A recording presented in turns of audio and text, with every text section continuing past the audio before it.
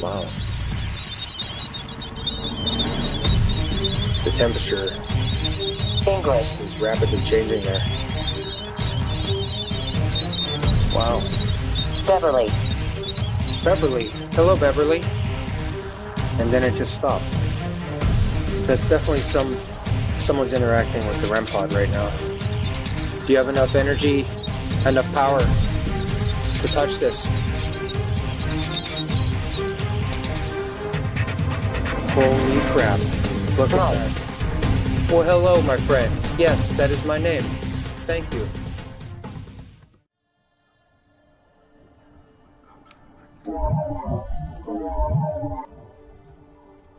Take picture. Yes, I am. Would you like me to take your picture? If there's somebody here that would like a photo, you can come over here. They say what I'm doing is dangerous. I was told when you interact with spirits, sometimes you can run into things that are worse. The spirits or entities can become attached to you.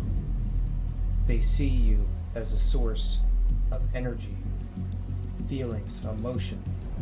They can change you and turn you into something that you're not. I have a drive, a desire to find out more, to learn about paranormal activity, see if I can interact, and see what kind of relationship can form if you continually engage. My name is Mike Tornicasa. This is my channel, MT Paranormal Life. What you're going to see here is unlike anything you've seen anywhere. I'm going to continue to build ongoing relationships with the paranormal. Join me and let's see what awaits in this unknown paranormal world. Okay, my All right. Guess what, man? How's it going, man? Let's see what we can do here. So, how's everyone doing tonight? Here I am. I'm trying to still get myself situated. And Raven, are you still here? Cool. We had a wonderful conversation with Raven Hawk, and she's going to be on tomorrow night. And I think it's going to be very inspiring for a lot of folks. And we have a lot in common. And I'm glad I had that conversation with her. And I've been, as usual, overwhelmed. How's it going, Jared? Sasquatch Confessions. Weasel, what's going? Eris Lender, I don't know who you are. I am here. Hello, everyone. Hey, thank you for joining us. Native Winston Bear Claw, thank you for joining us.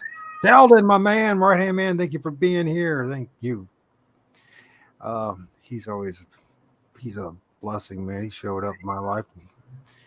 He's from Ohio too. He's had his dogman encounters and all that kind of stuff. So, anyways, hey, listen, this is going to be an interesting show. First of all, to my brother Craig Corbell, who just had back surgery today, and he called and we weren't able to sync. If you hear this, my prayers and best wishes are with you, my friend, and many blessings to you. Once again, Raven will be with us tomorrow at 9 p.m. That should be a very informative conversation, that's for sure. If it's anything like what we had tonight, it will be very enlightening and edifying conversation. So that's my opinion, at least. And then we have Eva Lorgan. She's going to be on the 27th, which is 2 weeks from today, I believe it is. And that is, she's going to deal with was called anomalous trauma or paranormal trauma or PTSD, and how her counseling sessions for people who have had, negative encounters, which is part of the gig. So saying that, man, how you doing, man? I've been overwhelmed by the past 2 days trying to make that little video, Mike, and then trying to sync up everything, because the information that you've been revealing the past the videos, especially what's going on in the woods, goes hand in hand with the images that I've been filming. Mm-hmm. And I think we're on the same page here.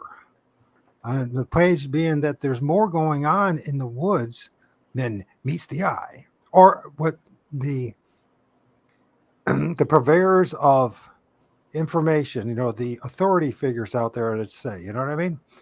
Yeah. And it is, this kind of collision course is happening between the paranormal, cryptid investigation, and the ufology.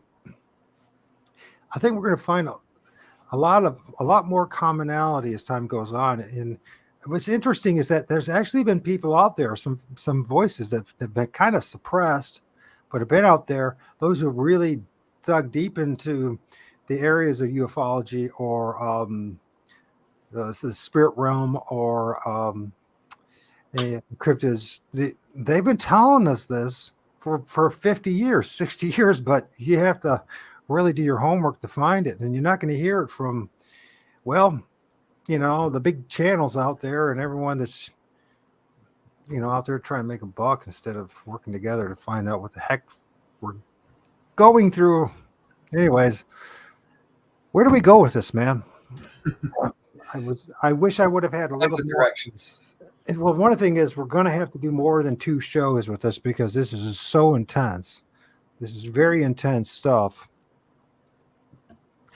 And I don't know. I mean, I was thinking that maybe that video that you did, the daylight investigation with cameraman, that some of the messages that you received, man, are some powerful stuff. That if it is in line with what I'm thinking and what I'm filming, which I think we're kind of in agreement that it is, that we're dealing with something spiritual, supernatural, ultra dimensional. We're talking about ancestral spirits in the woods. We're talking about human spirits, not just Bigfoot. You know what I mean? Does that make sense? Yeah, it seems like from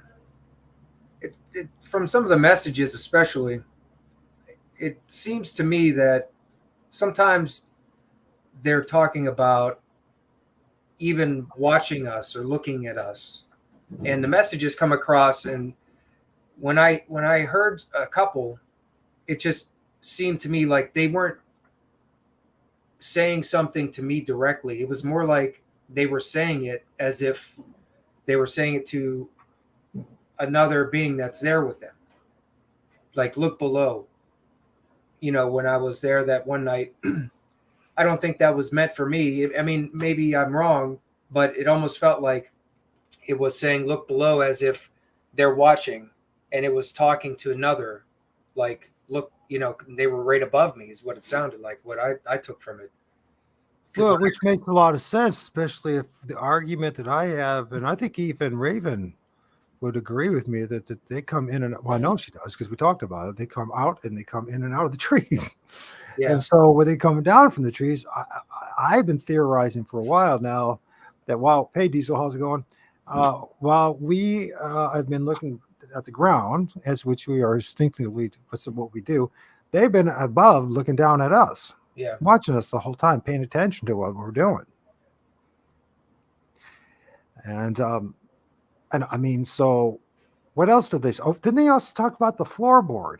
You know what we got to do? Somehow we got to sync this up, folks. We got to kind of play that video. You know what I mean? And kind of walk through it a little bit. Do you want to try to do that? Yeah, you can if you want. I don't have a timestamp though. It doesn't matter. We can go through it, and when something pops up, we can stop and say, "What's going on here? What's the and then I have 4 dozen different tree spirits that I filmed just on the 5th that one day that I want to share because with more evidence. But what's going on here?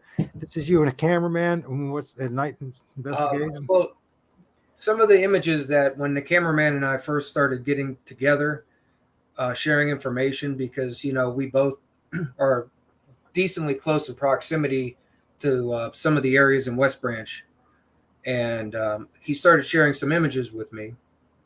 And being that I saw something physical that I've talked about many times before when I was there filming, and then once I seen some of the images I started wondering, I started realizing that I might be there and I might be looking or listening and looking um, for paranormal things. Here, there's more than just maybe energy or spirits of people who have passed on. There's beings there, and what they are started. Those questions started going through my head, and then once I seen the images he captured over there by me, and where he goes, I started realizing pretty quick, you know, there definitely are beings there. What they are just started, whenever I'm there now, I'm always aware, and it's like a new avenue of trying to document evidence beyond what I thought I was going to do originally.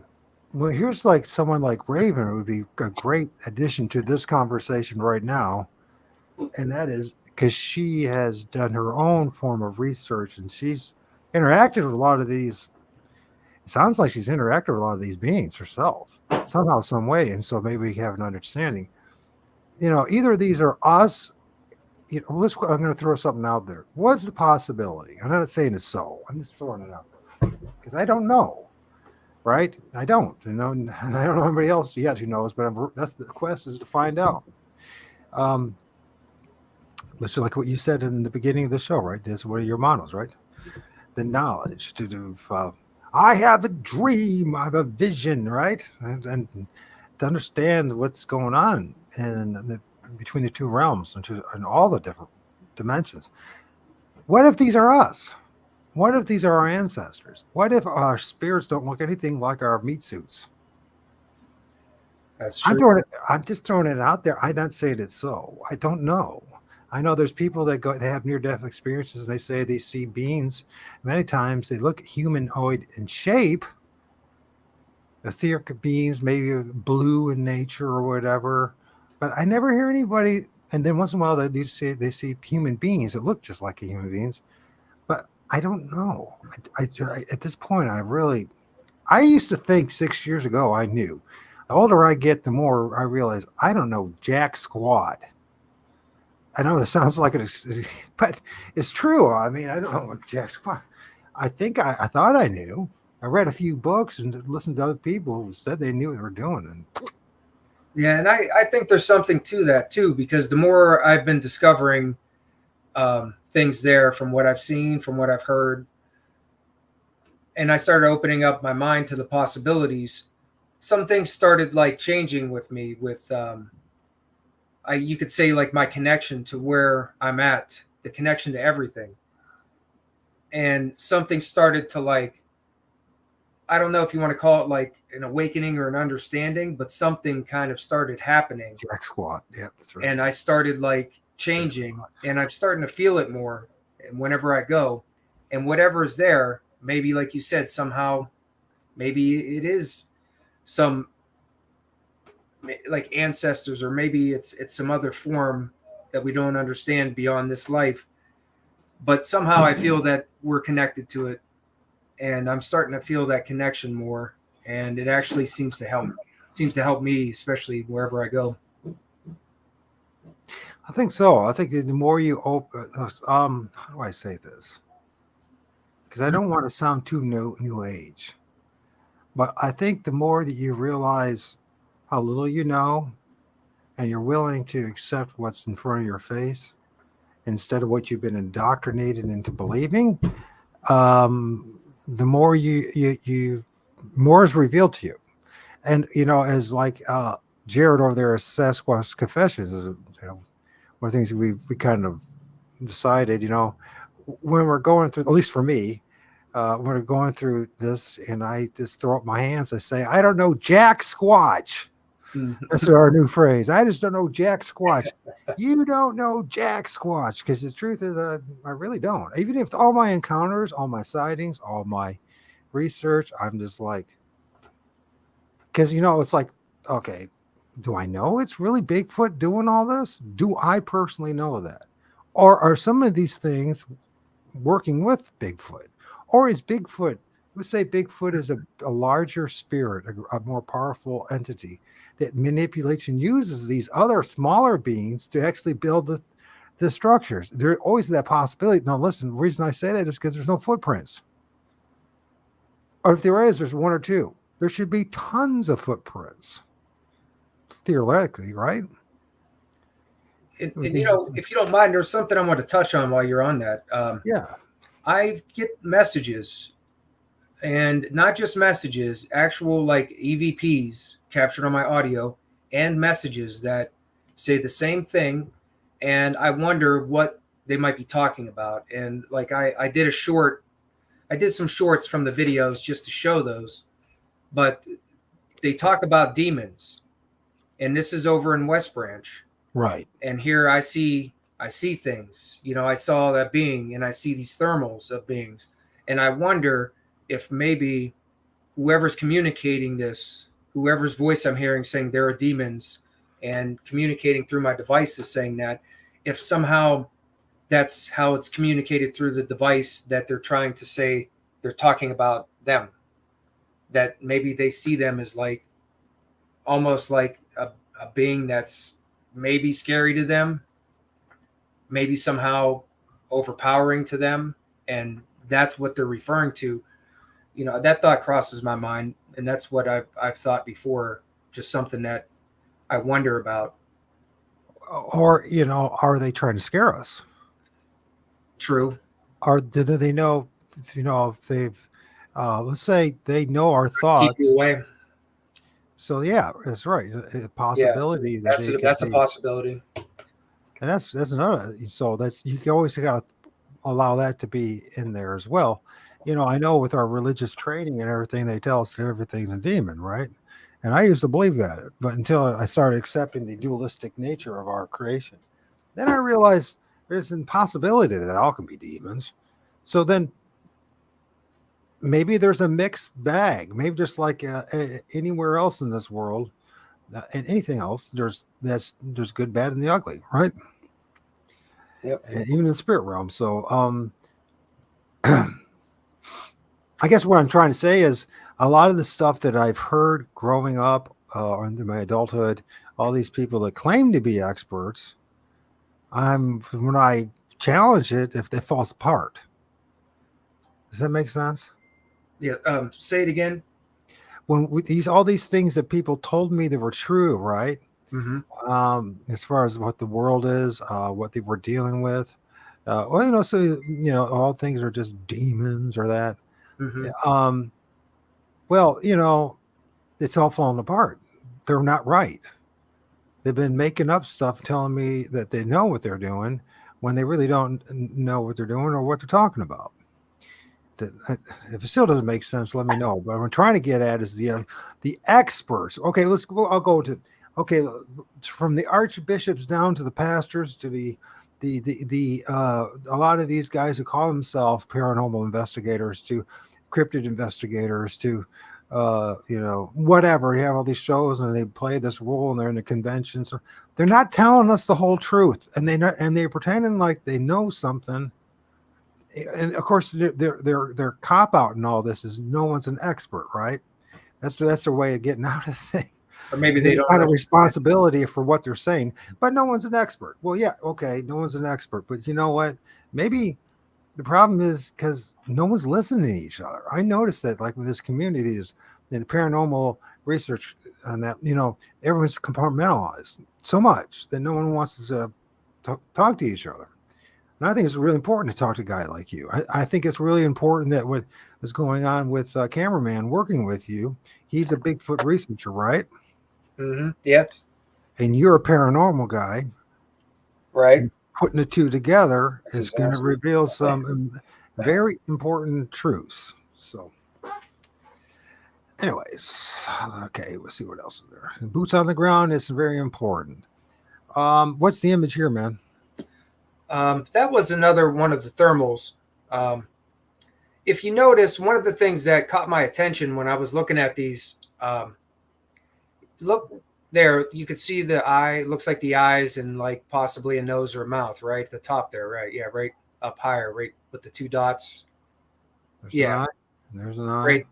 Yeah. Or like the lighter green. The lighter green. Oh, this is the eyes. That's what I took from it. And if you look at that first like infrared image I sent you, the thermal image, or not the thermal, but the IR image, the gray one. This one? Yeah, if you look at that, look at what looks like the eyes and the mouth. Look at the shape. There's the eye right there, and there's an eye. Or up above it, right there. That looks to me. Where they have the eyes have reflection. Yeah. Yeah, it looks like almost like a triangle kind of like pattern with the eyes wide and then like the mouth towards yeah. And then if you look at that infrared image or the thermal image, the one That's a great point to point out, and maybe it's similar. It's similar in the positioning of what looks like, yeah, right there. So what you're saying is that we're looking at the wrong thing. Well, that's just what I saw. That's what caught my attention was I noticed there's some pattern to that. Now, I might be wrong. Assuming this is the eye. Assuming this is the eye is maybe part of the illusion they're making or something. But or maybe there's an eye there and there's an eye there though. I don't know. Because you can see an eye right there. Yeah, there's you know what, you're right. That is and you I know see that also, right. That could be what I'm looking at. There might be, it might not be as like, I guess, simple to say like a head and a body. That might be something else, but I think there's something completely else different, dude. Right. And then hold on a second. What if this is a larger entity holding on to that orb? Because it almost looks like there's fingers holding on to it, hands. Right. You see there? Yep. And I wonder if they hold on to this light source we call orbs to help them travel, manifest, and it's a plasmic form of energy. I know there's a ball around it, so it could be so. It's not saying that you're wrong. What I'm saying is that there are multiple things attached to this one thing, but you can see the hand right there, fingers. That, you know what I mean? There's something holding on to that. There's a thermal too that I sent you. It's more heat than that one. It has look at that one. Yeah, look at that one. They're all pretty amazing, every one of them. When I seen them, I was blown away, especially knowing that those all came right by where I do my research at, right in the same vicinity. And that was right after I saw those, or just before I saw those is when I saw the being that I seen. And it was very reflective and shiny as well, but it was physical, But there was something to that reflectiveness. I don't know what it was, but something to it. I'm starting to, because like I told you, remember the first time we talked, I found that entity that I think is an entity, at least, in the middle of the day holding on to an orb. And he had these like black hands holding on to it. Yeah. And I was like, almost like the orb itself is some kind of life force that they hold on to that helps them maybe travel or manifest. I don't know what they do with it. I'm just guessing, right? But there's some like they're attached to the orb, where where many of us thought the orb is just a single entity. That maybe there are multiple entities using the energy of this, what we call an orb, this ball of plasma or energy or life. Thanks, Ramona. To live off of. You know what I mean? Yeah. William, that was Maryland Squatch Watcher, right? William? Yeah, he talked about the staff. You remember that? Yeah. In the shape of what he referred to as a staff or a language.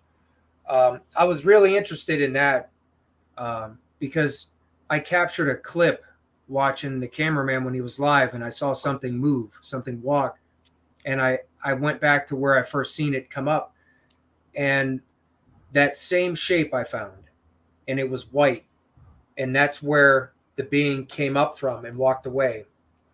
And when he talked about the staff and he showed it, I think you were looking at there were the photos on the of the tree, and he pointed out what looks like the face of one watching, and it had what looked kind of like a slightly straight curved shape, and he said that was its staff or its language. That was the exact same shape of the white object where the being that walked across came from. And right when I saw that, I knew there was something to that, and I was really interested in talking to him. I spent some time talking to him about that. But that was something pretty, something interesting when you connect certain things and it kind of comes together. You really start digging in. That's a very interesting image. Mm-hmm. I see a hand holding once again, but anyways, there's something going on here at least. See what we got going on here. This is interesting. What's going on here? Yeah, that was another thermal. That was something that changed. It changed form, is what he told me. It changed from like an orb into this, and then into a different shape. They had They had thermals as it was changing. They kept going back to the thermal and snapping. Is this a branch, right? That was some energy that okay. changed form. Oh. Very interesting. That's the thing about West Branch. It's an interesting place, and these thermals don't make you wonder. You see those, and that there's things there. There's something there that's. Is this the same one? Anywhere else? I don't know. That one's a different one. That one wasn't. That was that's the second one again. Yeah, it's definitely the second one. Yeah. So, so is this a different version of the second one? That was the one that we were looking at before, with the face up top. Yeah, but you can see the hands from around it. Yeah, on this one. Really good. You can see the hands holding it. There is some. Yeah. I got, the number of images I filmed during the day of these black arms and hands coming out of the trees. It's just shocking. And I think that there's multiple things living in them trees. And they didn't tell us about that. If they did tell us about that, probably no one would ever go in the woods and hunt, would they? That's probably why they never told anybody. Yeah, I guess it's kind of a weird feeling when, you see these things and you instinctively want to go see, you want to learn more about them and go see if you can capture more evidence of them. You start wondering, you're not the normal person. I'm trying to figure out where we should start with my images before we get into this, so we compare some notes here. Where to go with all this? I think I'm going to zip. Well, anyways, I want to go back to, you guys saw this one. This is the little people, but maybe I'll deal with that with Raven tomorrow. This is an example of one of these black hands, shadow hands that I'm talking about. And you can see the fingers. Yeah. You can see the wrist and the hand, and you see it coming out, right? And that is not a shadow from any other tree or branch. It's distinctly different, and it's coming from something else completely. And as we go on, you'll see there'll be more persuasive stuff. Of course, is one of the guys they talk about are the dark gnomes of legend, the black gnomes, and the black hooded gnomes. We'll talk about that tomorrow. But I'll just show you just an image for Hill of the spirits that have like the Zorro mask and the nose and all that. But it's we'll talk more about that. And you guys saw that one before, the fat chubby kid. This is a guy, we saw that. We saw where should I go? We'll start here from the image here. So this is, if we look at this entity here that's in the shadows, and you can see it's kind of going along with what's going on in those other thermal images. It's hiding in the shadows. Now, your video, just says that one of the things it says, once again, what does it say? It's in the shadow. It's in the shadows. Look at the shadows. It's in the shadows. They said that. How many times did they say that or said that to you? I got to think back if it's been messaged to me before. I like the dark. That was when I remembered specifically. I started really minimizing my light use because I got a message one time, or actually it's 2 times in one night, where it was saying that it needs the darkness. I need the darkness. At one time it said I need the darkness, and it said, let me see, it was I need darkness and I need darkness, or I need it dark and I need the darkness. Like the messages were almost the same. They're very similar. And I got them one time at night when I was doing some research and filming up there. And then I kind of wondered if maybe my lights had something to do with these messages, because maybe my lights were causing a problem. Maybe it bothered them. And I started minimizing my light use because of that. I need the darkness is what it said the one time. And the other one was I like it dark. That's what it was. And they manifest in the shadows. It's over and over again constantly. Even Bigfoot during the day, most times, it manifests is the shadows, or even but he was like almost like a shadow being. But this is up to speculation and assumption. But this guy, what I find interesting, think about an orb, think about life forces, think about the trees, think about human beings, think about all the other things. If these things somehow feed off of our energy, the electromagnetic frequencies and that kind of stuff, this guy's a strange looking thing. There's not just one, but the one that I want to focus on is the guy with this one eye right here, and there's the teeth. You can see the mouth. You can even kind of see the hands. It's in the shadows. It's in the daytime. I didn't tweak or change the coloration or anything. If you guys can see it, you can. If you can't, you can't. But there's more than one thing going on here. There's another little, dude here, right? That's a very strange like darkness. It almost looks like it's burnt. But it isn't. I mean? That's how dark. Yeah, it's not like a shadow. It looks like it was burnt. It looks very strange. Or you notice that when they manifest at nighttime and you see them, their darkness, I mean, they're blacker than black. They're blacker than the darkness of the sky. And there's a sheen about them as well at times. And yeah, I mean, all I can say is what I can say. I mean, now, this is an interesting one, too, and this is during the daytime, and this is one in which manifests like the Egyptian dog. We talked a little bit about it on the show yesterday. I shared it, I think, towards the end or something like that. And you can see this, and it's multiple entities. And once again, look at the shadow. It does not. This does not reflect the branch here. There is not. That's why I think it's really important for us as investigators to start looking up a little more during the day. And you'll see this is this nose. You can see the ears. You can almost see the eyes.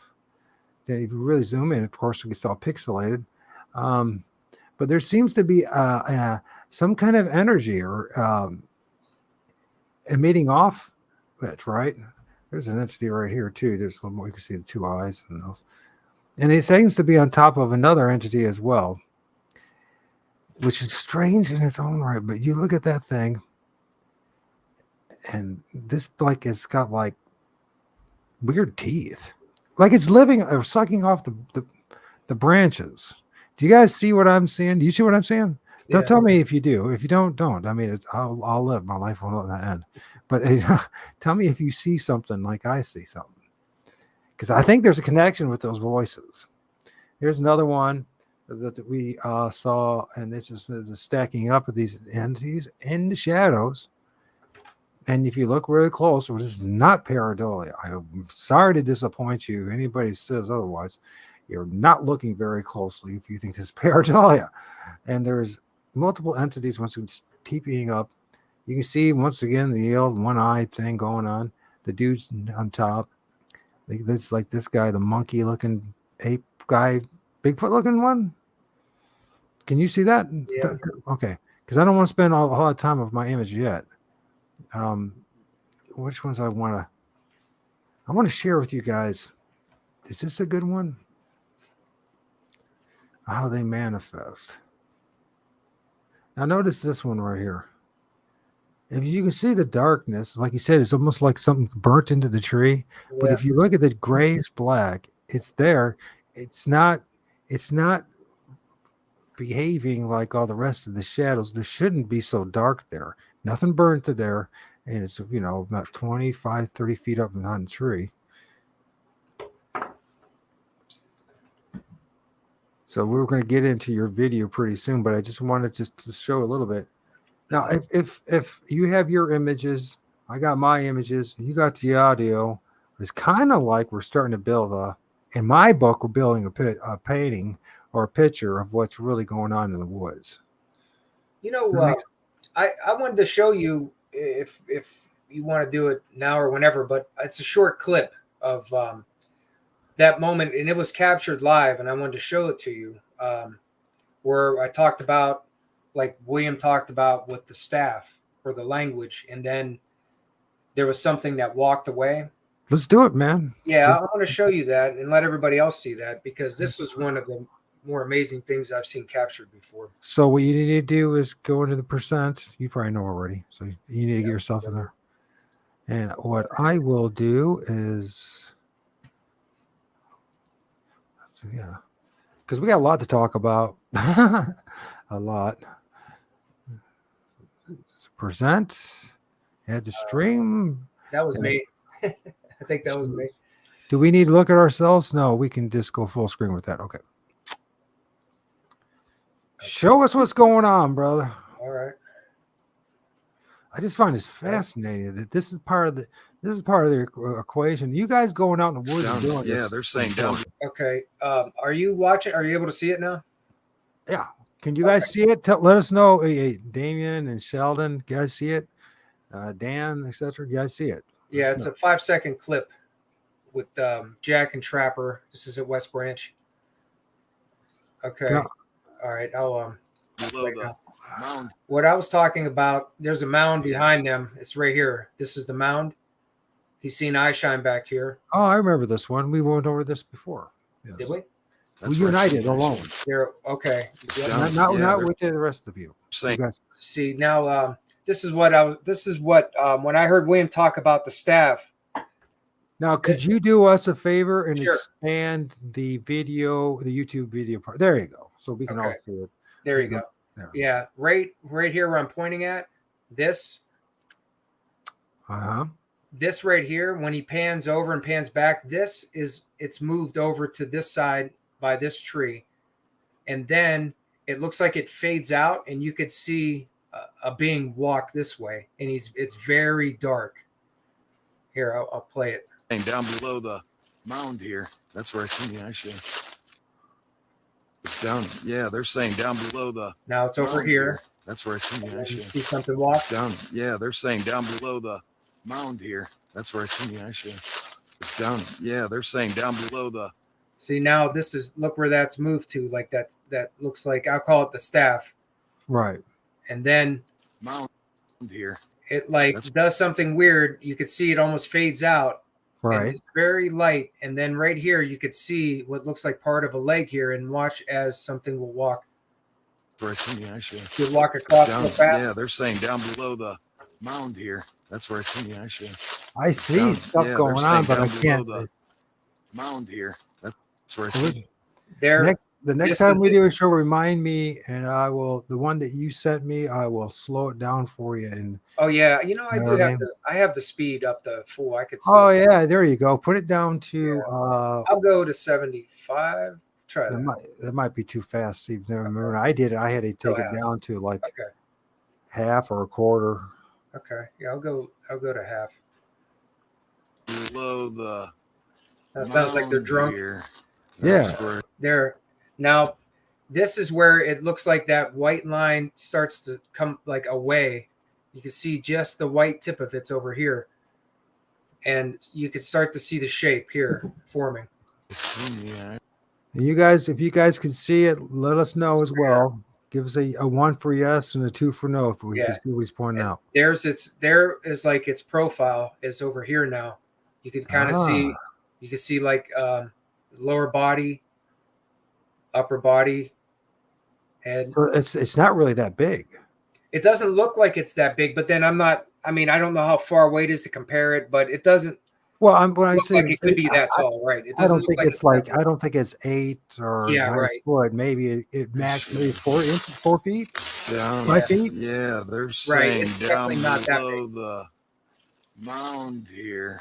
That's where There, it starts to get up and walk. There, you could see it. This looks like its arm into shoulder, and it looks like a leg. And now watch it. yeah, I see. It walks to the left. Down, yeah, they're saying down below the What's weird is it comes from here. mound here. This weird stick That's where looking like this. yeah, I see.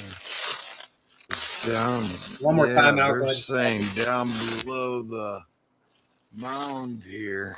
Well, you That's guys where definitely yeah, filmed I something. see. What it is, I have no idea. Right? Yeah, I mean, it's very strange. I'm not gonna claim that that's a Bigfoot or anything else because I don't have enough information. But you filmed something, and that's what seems to be the majority of our experiences.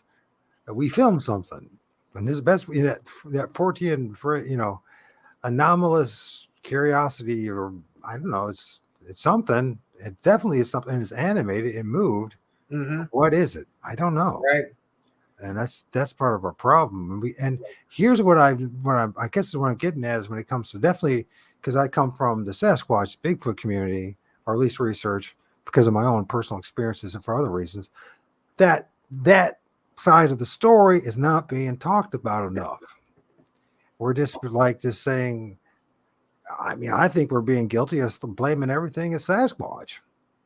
But I don't think that's necessarily Sasquatch. It could be a million other things. And especially after those thermal images, that's right in that same area where those thermals come from.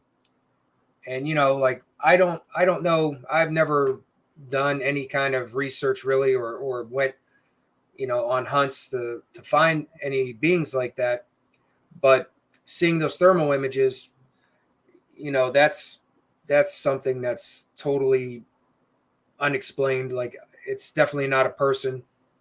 And seeing stuff like that and what I've seen, there's something there, but we don't know what it is.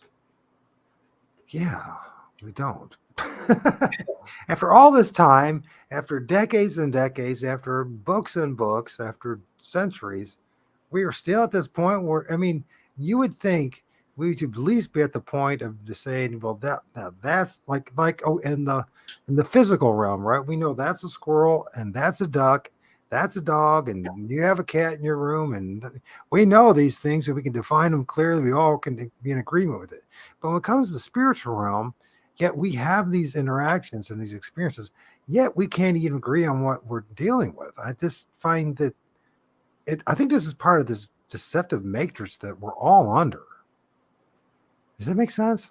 I mean, at some point you have to go like, why is there so much confusion? I mean, it has to be deliberate. It seems like it's very confusing in general because it's you might think something makes sense normally, and then you'll get something totally different, and then you'll be back to square one again. So it's like to me, I get an idea sometimes, but then, did we lose the stream? Okay, I thought we lost. No, it's me showing this image now while you're talking. I saw a little working symbol. I thought maybe it went there. Okay, anyways, yeah. So here's an example of something that's anomalous.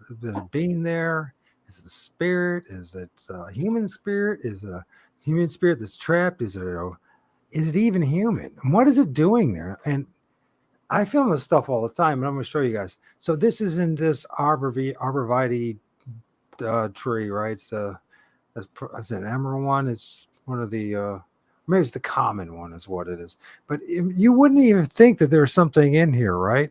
Why would you even think there's something in the shadows until you realize there's something in the shadows, right? Right. But check this out. So you zoom in on the stuff, you start to see this going on. It doesn't add up. You'll see two eyes, but you see in the daytime they're dark most of the time, not like light. They got these weird like teeth and this grin on them. Now, as we look in closer, I mean, you get to the point you're like, I know I'm not seeing. It's not my imagination.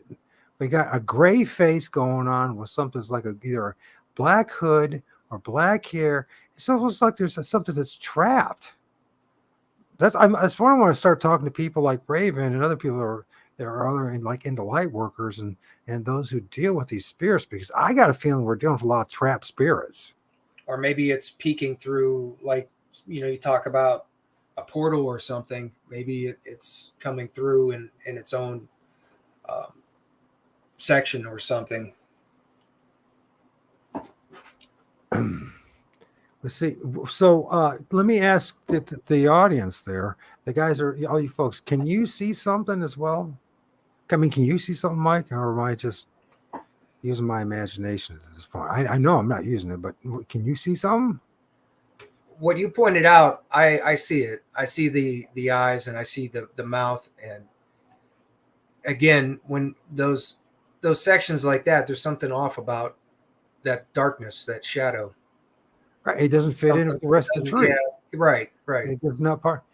And once again, it almost seems like around the face, or here's another thing: the idea of hands again. Hands, are they hands in some way manipulating the branches, or whatever, absorbing, drawing the life force? Because you could also argue, as I say many times, that there actually are hands covering the face, or somehow projecting it. I don't know, but I don't think there's a spirit going on, and there's spirits talking to you. And I think that I'll share a few more images, and then I want us, if it's okay with you, to share another one of your videos, and let's go through it about some of the things that the spirits are being talking to you. Mm-hmm. So let me share. Sorry, guys, I'm trying to do, once again, as usual, do 3 things at once, and I am not a multitasker, and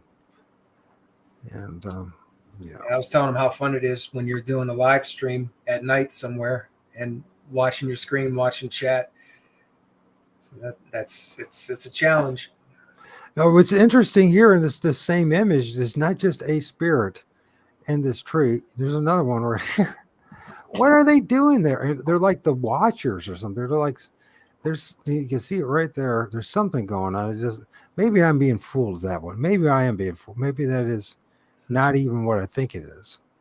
There's something going on right here. We know. I would. You see this. So if you hear me when I communicate, I always refer to the protectors, and I think that's probably the same, maybe the same kind of being that I refer to, the ones that I've seen, and I can just feel that what's there.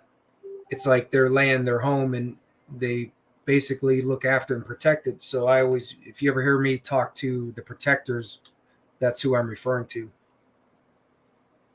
Yeah. All right, here's another example of one of these entities that's sticking out, and it's in the evergreen. It's in a pine tree. And was this human spirit? Is this one of these little people that they talk about? I don't know what it is. And then, just think about this too. You the light that you guys are sharing with what's being revealed at night. With I mean, there seems to be like a theory, and it's not alone, by the way. It has like, I think it was Raven was talking about little people always have like a larger spirit that's associated with them. I can't wait to talk to her about that. But there's something going on. It's not pareidolia. I wish it was. You know what I mean? Because if I didn't have to share any of this stuff or see the stuff, I would be more than happy. But there's something going on here. Do you guys see what I'm seeing? I'm going to share a couple more images, and we're going to watch with another video. I see a lot going on there. Yeah. Looks like a lot. Yeah. That odd, like almost like flesh-like color, right towards the middle. Right here. Yeah. What is that? You can see the eyes. Yeah. You can see the eyebrow, the eye ridge. You see the hairline. You can see the ear. You can see this nose. And it's, I don't know. It kind of reminds me, or that's a hand hiding the nose. Maybe that's a hand hiding part of the nose. Maybe that's a hand right there that's actually hiding part of the nose. There's something going on there. Maybe the hand's like this, and this is the other hand, now that I think about it. They use their hands to hide their faces. And then above it, there is something going on here. There's something going on here. One more image. And this is another example of a shadow entity that being filmed in the middle of the day. The shadow that doesn't make any sense. Let's look at this. This is a tree trunk, and you can see the shadow wrapping around. It's not. It looks like it's on like onto the window. Well, this is the face. You can see this is the face right here, for at least so I can see. But I think there's multiple faces as usual because I think that they mass up. Like, but you can almost like, is it? Are these hands? Are these hands again that is wrapping around this, like a Bigfoot type hands, big furry hands? I mean, I don't know. Can you guys see what I see? See, that's that's maddening too about this whole thing. I see things, and then I have somebody else and show the same thing, and they see something completely different. And I think it's part of their deception. It has to be. But you guys, can you see the shadow being? Can you see anything? Can you see like what seems like something wrapping at least around that? I think it's a telephone pole. I think I see the hands, and does it look like it's from the way you're looking at it, way we'd be looking at it, like it's peeking around to the left side. Like this is the face right here? Yeah, right there. Yeah. This is the nose? That's what it looks like. Yeah. I mean, and that's another one I filmed that day. By the way, when I said I filmed that day, I spent a total of, I think I was outside because I ended up talking to the neighbor's dad that just moved in. So, but I just talked to him for the most of that 20 minutes out in the woods, or out in my neighbor's yards, my neighborhood, I should say. So no more than half an hour. I mean, so this year so far, I spent no more than an hour to hour and 10 minutes, quote unquote, investigating. Because I don't have to go very far to start filming stuff. Now, some people say that this is their attachments or these are hitchhikers, and I don't believe that. I think these things have always been here. I think they've always been present, and they've always been with me. And even though I've been other places and seen things, it doesn't matter because they're everywhere, and I'm totally convinced of this. Like they're in that phase you talked about, like the phase where they're like the phase where, whether you want to call it like a different realm or an afterlife, you know, where our life here is, you know, its own length, but then they're in a phase where they could have been in this realm for who knows how long. You know, they could have been there. Well, here's the question that then inevitably comes up: do we end up going back into the trees? Right. That's, you know what I mean. And I'm not, you know, let's just forget about you committed a sin and you're going to hell. No, let's just forget about that. What if this creation really is this kind of loop-like thing? This where we go from the middle world to the underworld, back to the middle world, up to the upper world, this and that, until we eventually, for whatever reason, everything lines up properly, and you pop out of this like a I don't know, like a zit being popped. You know what I mean? It's like, oh no, look at this. Think like a blood cell that's excreting poisons or something like that, and that's probably a bad way of saying it as well. Because are we really poisoned? I honestly think, and there's a lot of other people think, that we're trapped in this place. That we're in some form of trap, that we got captured and thrown into this place, and most of us don't belong, and we know we don't belong, and that's we look at these things and we go, what the heck is going on, right? It feels like to me that, I don't know, just a feeling that even when, you know, our life ends, we're still we still stay part of the earth or the land somehow. And or at least a part of us does. Yeah, right. Yeah, you're right. Here's the question: is it our soul? Is it our spirit? Or is it part of us? Right. Hopefully, tomorrow when Raven shows up, she's going to talk about how we are fragmented. Right, and fragmentation. There's something to that, and that's why you hear voices. You know, because I, like out in the woods, like you said, out when I go out to West Branch, that's what started it all for me. Was I would have my audio recorder going, and I would hear voices, almost like parts of conversations, like they might be talking about me or something. But I just would hear them, and I'm like, where are all these different voices just coming from? Could it be people who just died around here, or could it be, it's a lot of questions, but it's there and I hear it, and that's Right. part of why I keep listening. Yeah, I think that's. I think when we, there are people. I think there's truth to the people have kind of abused this and try to take advantage of this to, and you also recorded stuff. Yeah, I made mistakes, witchcraft, blah blah blah. Is this them trying to cause fear in our lives, or did it really happen? Maybe there is people who really do evil things to people, or do whether in witchcraft form. And by the way, sorcery magic comes in many different forms. It's we are conditioned to think that if somebody has to wear a pointed hat and to pretend to look like your Hollywood witch to be involved in witchcraft and sorcery, when quite frankly the best ones that do it are the black magicians out of the Vatican and in the Washington D.C. and you probably a lot of other places that manipulate us, like television.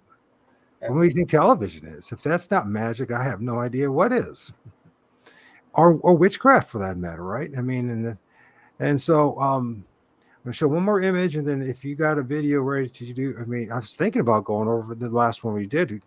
You skip the beginning because we already played that twice, but maybe go into when you start interacting with your spirits. But I want to show you this one here.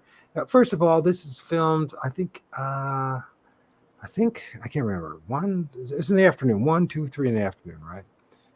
And you can see that where the sun is shining on this, and you can see clearly a couple images of faces manifesting a shadow face that's in a place there shouldn't be a shadow. And the one I want you to pay attention in particular. Yeah, that one really stands out. You can see a face pretty clear there. Right there. If you pay attention to it, you can see the eyes, you see the nose, you can even see the teeth, you see the top of the head. Some would say that that's a horn. There's the horn ones that I talk about that I film all the time.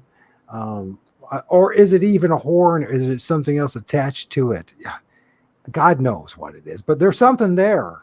At least I'm insisting that. I want to ask you guys, before we go to the video, because it's not about me sharing all my images. The whole idea here, Mike, as we talked about earlier, if we can combine our research together, I think we're going to create a better case for what's really going on, right? Right. You know what I mean? You're getting the audios, I'm getting the images, you guys are getting the stuff at night, and then of course then there's the EMF and everything else. But if you look at this, guys, one or two, if you guys see something too, if you don't, can you see the head? Can you see? And by the way, this is in the middle of the day, popping out of a tree. If these things talking to us, are these the things I've seen images and video of where spirits that look kind of Bigfootish like that pop down or flow out of the trees or flow up into the trees. I've seen them go in and out of trees. So what if they always lived in the trees? And what if they're like paying attention to us? And when they know your thoughts, they know your actions, they know what you're going to do, and they're setting yourself up like the trickster spirits that they talk about to have you hear footsteps. This is important. Let me hear this out. If I'm right, and if we can get this sorted out a little bit, when say you're out there in the field in the woods and you hear footsteps, you can now laugh at the trickster spirit and say, "Oh no, I'm not buying into it," and not be afraid. Because there's nothing worse than being totally terrified and isolated in the woods or something like that, which I've had I've had that dread experience. There is nothing like that. It ruins not only your day, it ruins your life. So if you knew what you're dealing with and you realize that they only had a limited amount of power, you could laugh back at the trickster spirit. Does it make sense, Mike? Yeah, that makes sense. And maybe I'm wrong. Maybe, you know what I mean? It might be like a defense, like like territorial. They're trying to keep you away. But from what and why? What are they trying to hide us to keep us from? Is it Well, simply because they're afraid we're gonna? If they already know what we're doing, what our intent is, are they gonna? Excuse me, I just meant to do that. It's what? Uh, we're going to cut down your tree. Well, they know they're not going to cut down the tree. Are we going to touch their tree? No, we're not. So why? What are they? You know what I'm saying? These are yeah, questions to ask. You know what I mean? I'm not saying you're wrong because I right. don't know. I don't know what they're up to, except that Native Americans, they have lots of folklore and legends of trickster spirits and all sorts of different spirits. So, anyways, so now that I got that, I will get us back. There we go. So, do you want to share another one of your videos? Because we tie it in. Because what I'd like to do at some point, Mike, is to do a collaboration work with you and me and a couple other people, where we have some videos, visual and audio from each of us, all of us, tying it together. You know what I mean? Yeah. And saying, well, this is what's happening in Northwest Ohio. This is what's happening in Central Eastern Ohio. This is what's happening in maybe Idaho or in British Columbia or in Pennsylvania or in Mexico, and put the pieces together and say, okay, because I see a common thread going through all of this place. It's a common thread, you know what I mean? As far as experiences, encounters, images, entities. Does that make sense? Yeah, it definitely does. Okay, so where should we go with this? Well, we're talking about maybe beings above you. We're talking about beings above you, watching you, and I've heard you talk about like gnome creatures or small creatures, and I've heard others talk about them. Right. And I had an experience when I was live. It was over in West Branch, and I had my SLS device with me, and there was a figure, small, low to the ground, and I noticed it several times. And as I kept moving, I was with the cameraman. He was live, and we were kind of veering off, checking out things on our own, and I kept noticing the same shape come back. And then I started asking it. I'm like, are you there? And it kept coming back on demand whenever I'd ask it to show itself. Yeah. And once it was up above too, it looked like it was even on a branch. And the cameraman was watching it with his, and he saw the same thing. And then I looked and I saw it.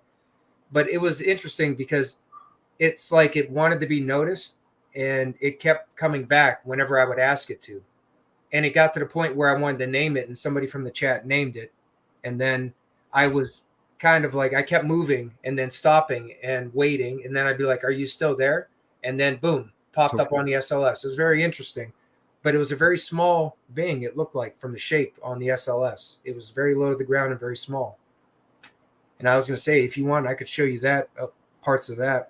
Sure. Hey, listen, this is all about you, bro. There's to support you at the same time, work together on this because, yeah, and there's going to be at some point we're also going to have to talk about your symbol and all that kind of, then address that kind of stuff because let's be honest, there's people that think it's like bad and all that kind of stuff, and we got it. At one time, I did too, until I found out they're literally on churches all over the place in Europe. So.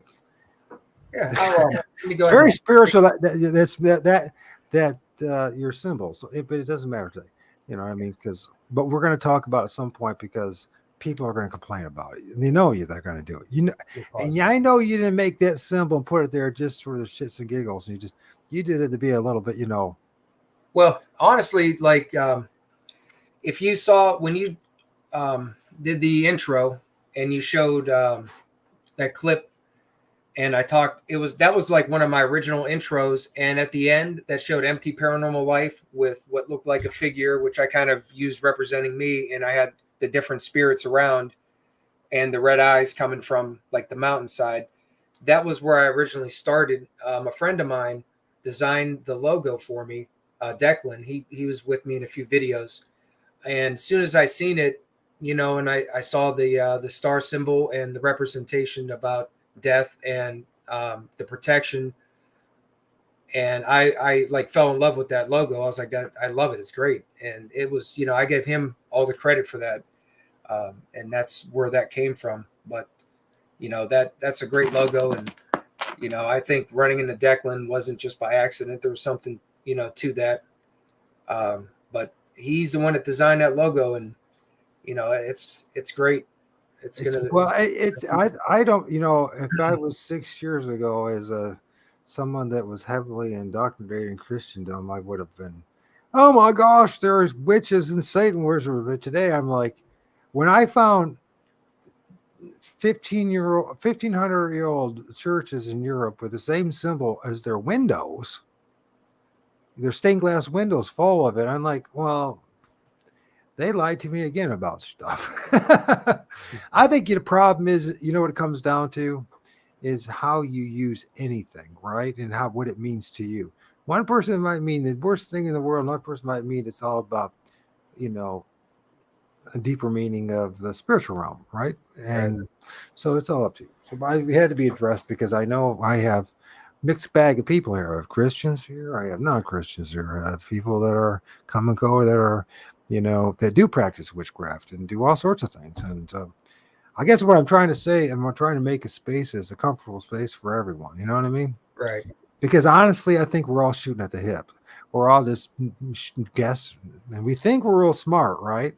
And you think, oh, our ancestors and tradition told us this, until you find out that, they were wrong most of the time too. You know what I mean? Mm-hmm. And throughout cultures, right? And so, yeah, we're in this profound.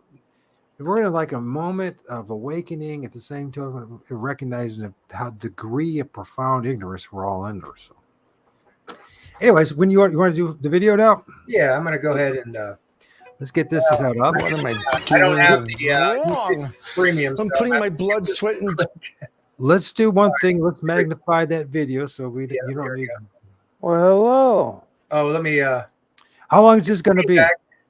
I have to jump around because it's You're not doing a happy dance. But you so see, what I want you to do with this. So I'm going to give you, because I know people really want to hear you too, and I keep interrupting you with this conversation. So I'm going to step back and listen, and I'm going to listen to it, and you tell us what's going on. Okay. I'm going to see if it keeps moving with me. I'm mutant. You're on your own. Yeah. Okay. Now that was something. Well, hello there. Can you hear it all right? You look like the same person that was following me around. Yeah, that was. I'm going to try to go back to when I just heard something moving over this way. I first picked it up. Looked like a lightning bug. The That was cameraman's work way up I ahead saw. there. Here we go. This was SLS picks up, but over here. see on the ground right This here. is the same spot. It seems like Right here. That someone here. figure right there. Can you see me there, my friend? Whoever's there. This is when it first started. When I first Now, noticed. so here, what I'll I'm say, going to my say, can you pause that for a second? I'm not answering you. You're talking to us, the crowd, now. Okay. So Okay. if I don't respond to you, because the problem is, if I know they want to hear you, just talk to us, okay? Sure, And yeah. I'm just going to be nodding my head, or yes or no. You know what I mean? Right. Yeah, that was that's when I first picked up the little figure. Was right here, See, right there. I know there's a lot of sticks and things around here, so see how well this Right here again. SLS picks up. But over here, this is the same spot. It seems like someone here. Can you see Okay. me there, my Yeah, friend? I'm Whoever's there. Okay, I'm going to have to interrupt. Play Yeah. that a couple times, and if you can, is there any way to slow it down a little bit too? Because I saw something there. Yeah, I could slow it down. Let me I'll go 75. I guess if it's a little bit too fast. Let me go back a little bit. Like a trail. They do some camping, but let's see. That's when right here. This I know there's a lot of Wow. sticks and things around here, so see how well this Right here. SLS picks up, but over here, this is the same spot. It seems like someone here. Now I'm walking. Can you too. see me there, my friend? Whoever's there. Don't say, my friend.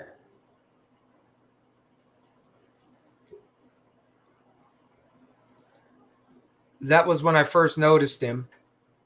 And like 10, 20 minutes later, I find him again. I can skip ahead if you want to till I get to that. Like I said, I don't have this timestamp, so I'm going to have to kind of jump around a little bit till I start seeing him again.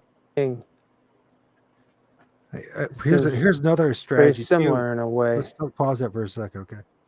Since Damien, if you could as well, Damien's like he's really good at doing this, and if any of the guys are really good at this, pause at that picture again. You guys take a still of it and send it to me on Messenger, and I'll put it up, okay?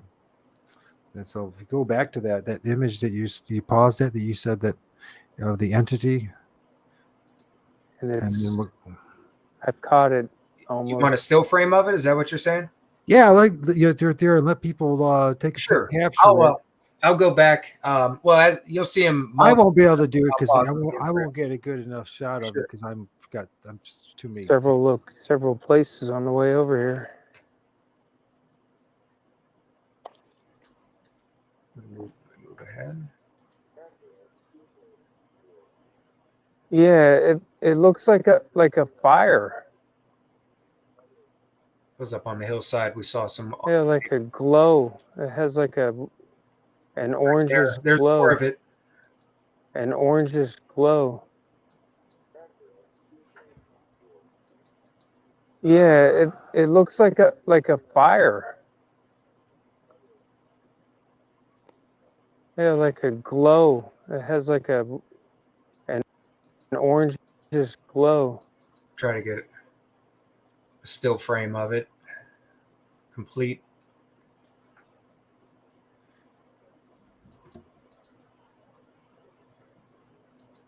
That was a pretty good one. That's what I mean by a small figure. That little figure there comes back.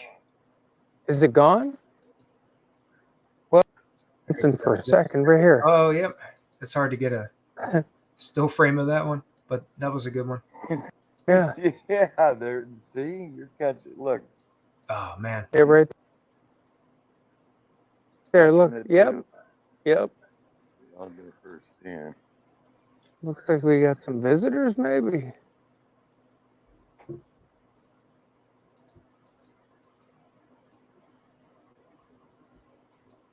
Yeah.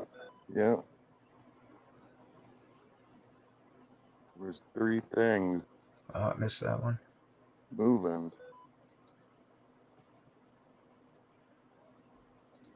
Whoa. Huh. It looked like three orbs, but on the SLS it looked like bodies. That was so weird. Arliss, Arliss is in chat. it might be more when it shows the little eyes and nose.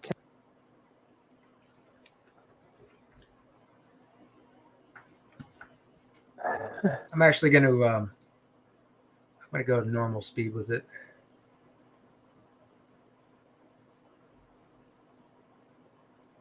We're gonna see if it keeps moving with me. Yeah. Now that was something. Well, hello there. You look like the same person that was following me around.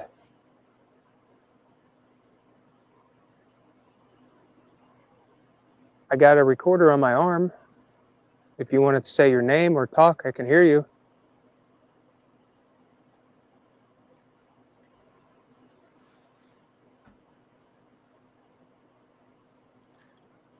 While we're watching, Somebody who wants to hang out with us here. I'm going to step back for a little bit while we're watching. Okay, let's keep going. I try to. Did you guys see that? That's pretty interesting. I don't know how else to put it.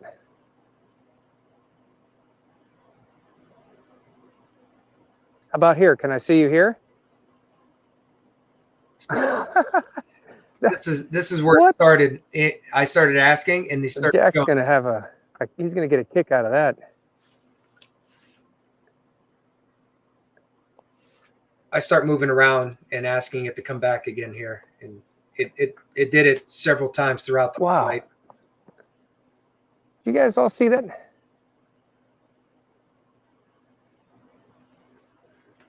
I think this is where I moved position to see. If Here, let's go. Yeah. Let's try a little something here. Let's go over here. Okay, I moved over here. You want to come back so we can see you here? This is crazy. Thank you. I appreciate you showing yourself here.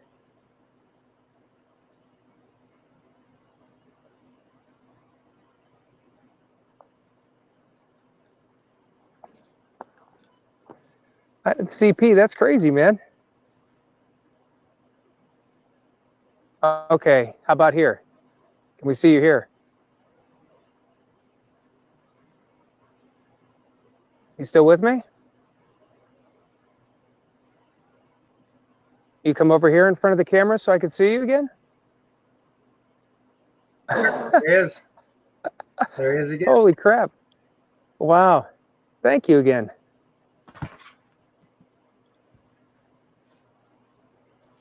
But that was, this was pretty long. This was like an hour and 40 minutes long, this whole live stream. But that went on for a while, to the point where older woman in chat, I asked for somebody to name that little guy or little person with us, and she named it Cutie Pie.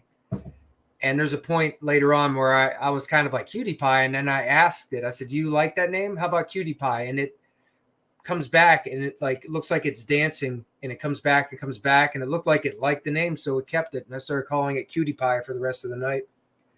It was a pretty funny interaction.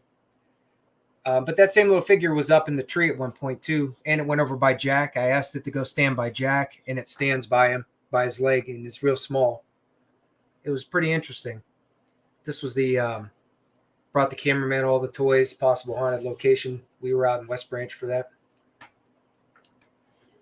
Let me go ahead and come back here. Here we go. But that was, when you talk about some of the small spirits that you mentioned before, ones you can see, that always reminds me of that time there, because whatever that was very small, and it was low to the ground. And I always wonder if somehow it's something like that. Energy, Ramona.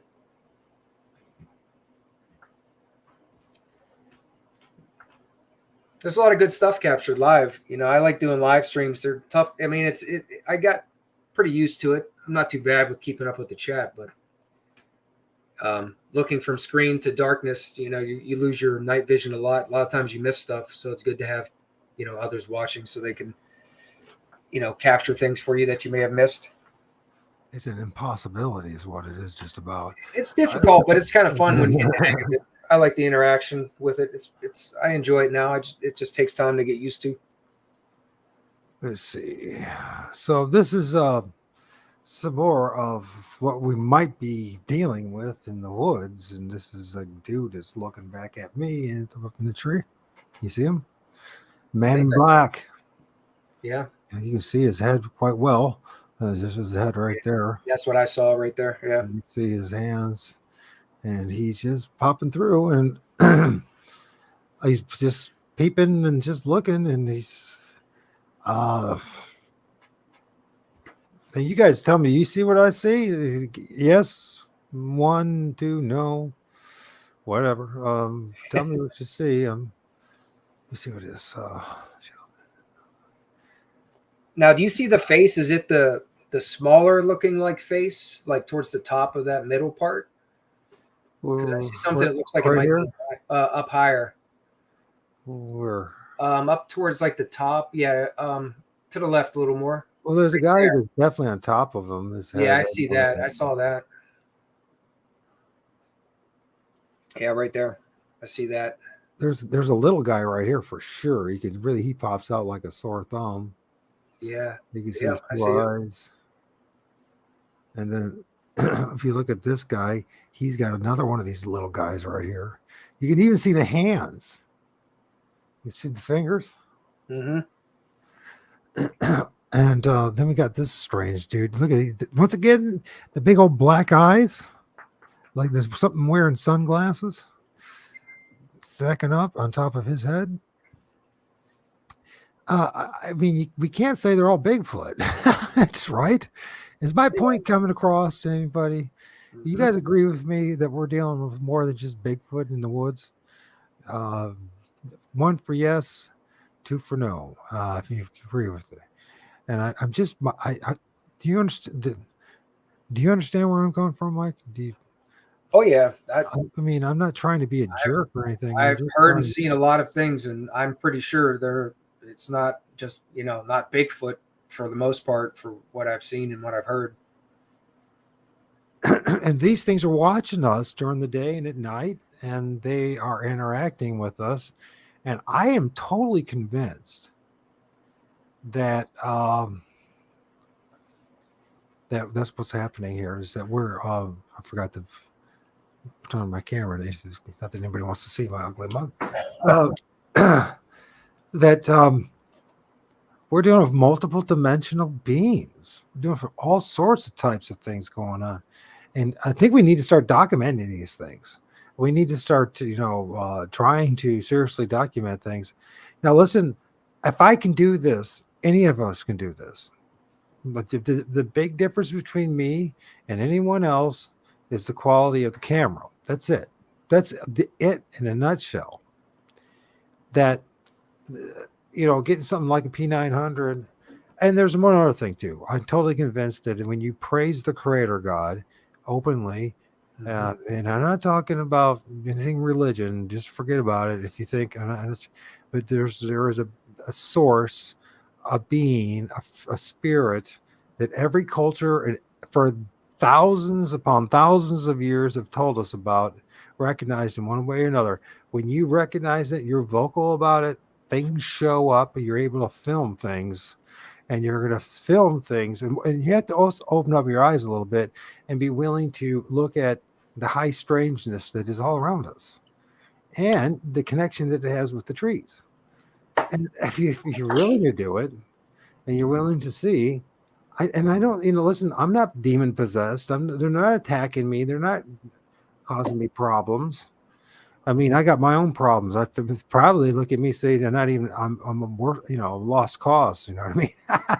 As far as wasting their energy and time on me. So if I can do this, anybody can do this.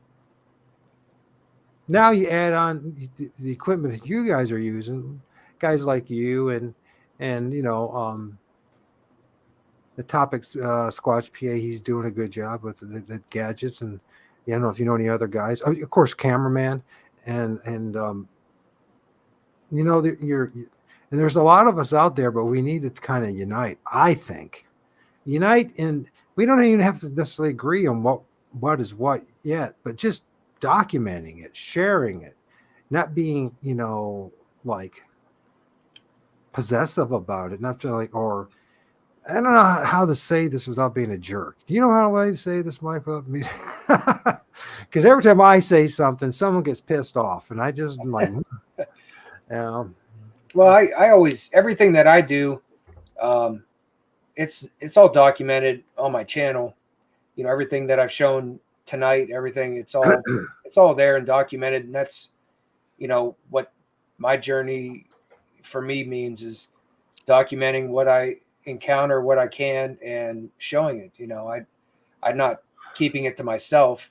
I'm trying to share it with everybody so they can see some of the things that everybody can just encounter. You might not be looking for it, but you could still encounter it. I got one more thing too. That's funny, Damon. And as far as native medicine, Bear Claw one, I'm cool if you're not coming on the show. It's not a big deal. It really is. I totally respect if someone doesn't want to join and be part of it. So it's not a big deal to me. I'm not going to judge you. one way or the other. So I'm just happy you're following. You're here and you're following Mike, and here and seeing what we have to share. Yeah. So let's see what else.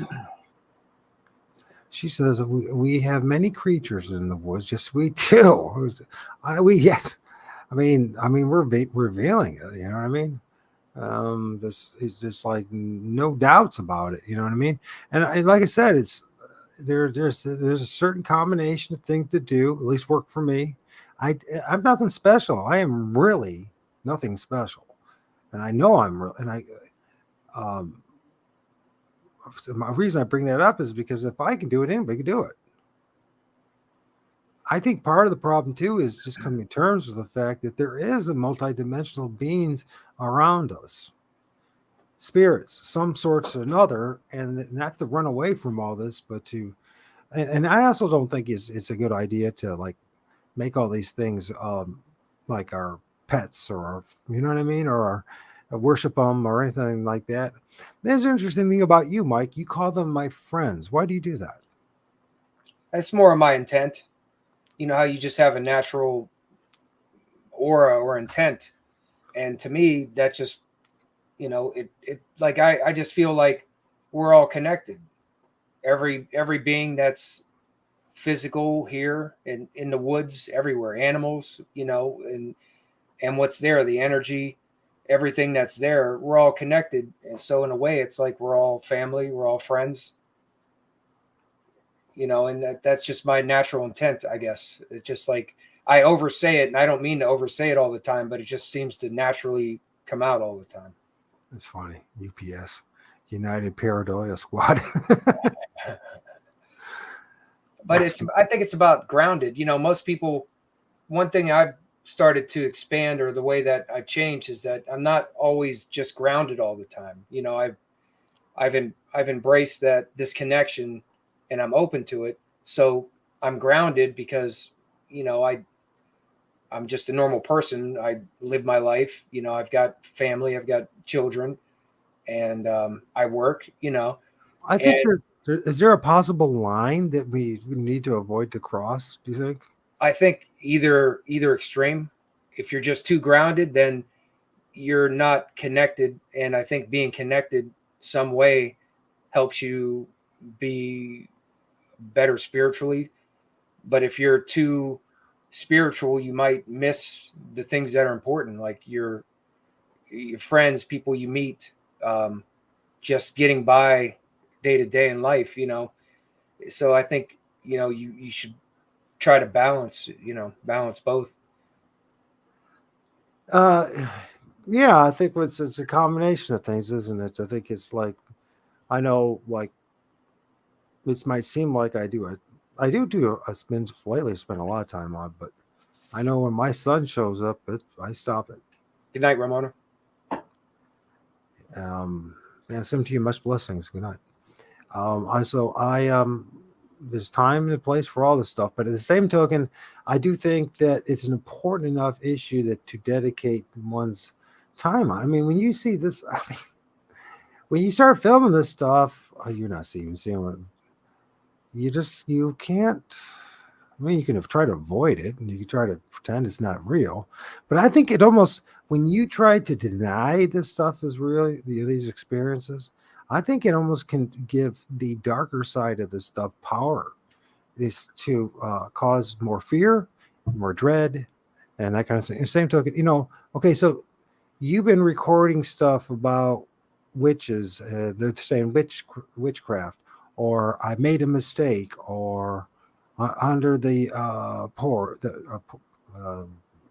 not the porch. What is it? Under the floorboards. Under the floorboards. Yeah, that was odd. 3 times that message came up. And bringing up different names, and I'm wondering, you know, there's certain things that are eternal truths, no matter what you believe and what you think. And I wonder if some of these spirits get, whatever, if we're involved in any kind of, let's say, the passing away. You gotta be careful what you say, or I'll get banned. Of another individual, right? And you can read between the lines. You are contributing cause to somebody passing away, or you feel that you're responsible for and guilt. I wonder if that is can cause you to be trapped in this lower world and the middle world, which is where the trees are, and you become like part of the elemental spirits. I'm just bringing it up. I can't tell you if it's true or not, but I know there's other people out there that do interact with these things. They do have some form of communication, and we need to have them come on board and somehow talk to them in a way that's respectful. At the same time, we don't have to just blindly accept every religious or new age idea, right? We can still use our scientific minds or inquiry minds and still learn more about it. I think it's going to open up regardless if you'd like. And so the best thing I think to do is to embrace it. What do you think? Yeah, and I've noticed just from doing what I do, like I had someone reach out to me because she felt her part of her mother was still in their old home. And I went there and investigated, had a lot of interaction, one of the most I've ever had with devices. Oh yeah. But one of the things that came through the devices and EVPs were messages which sounded like she believed were her mother saying them, and multiple times said, "Please forgive me." And I think a big part of all this is learning to forgive oneself and forgive others. I think so. Go on.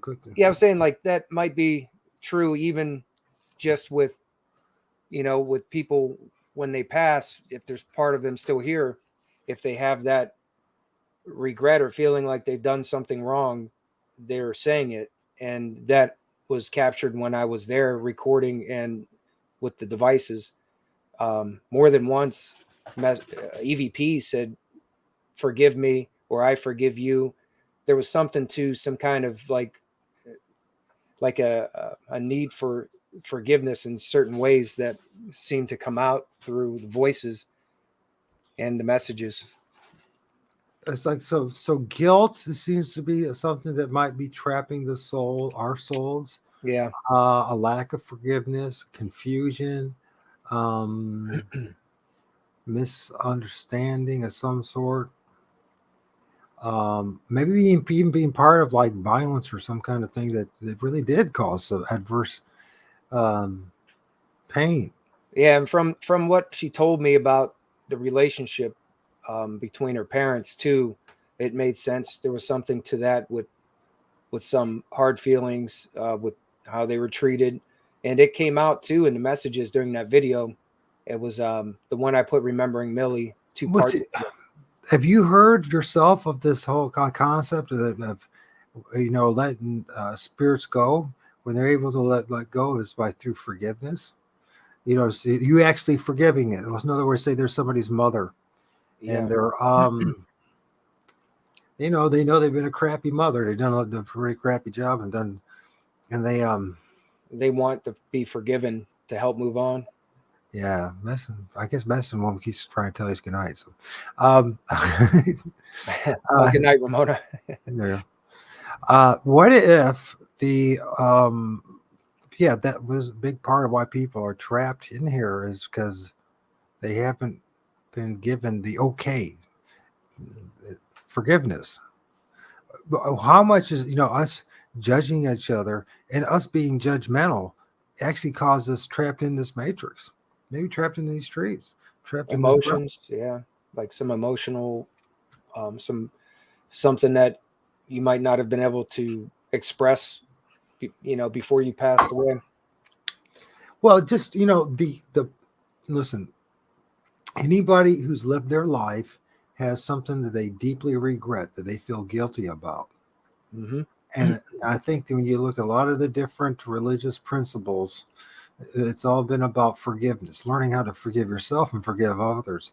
And it's a process because it keeps, and I do think there's a certain spirits out there that are responsible that continue to make you feel guilty about the things you did in your past, right? Things that really don't matter in the long run, but because of the guilt, the guilt is a form of a snare, a trap. It's like, think about it.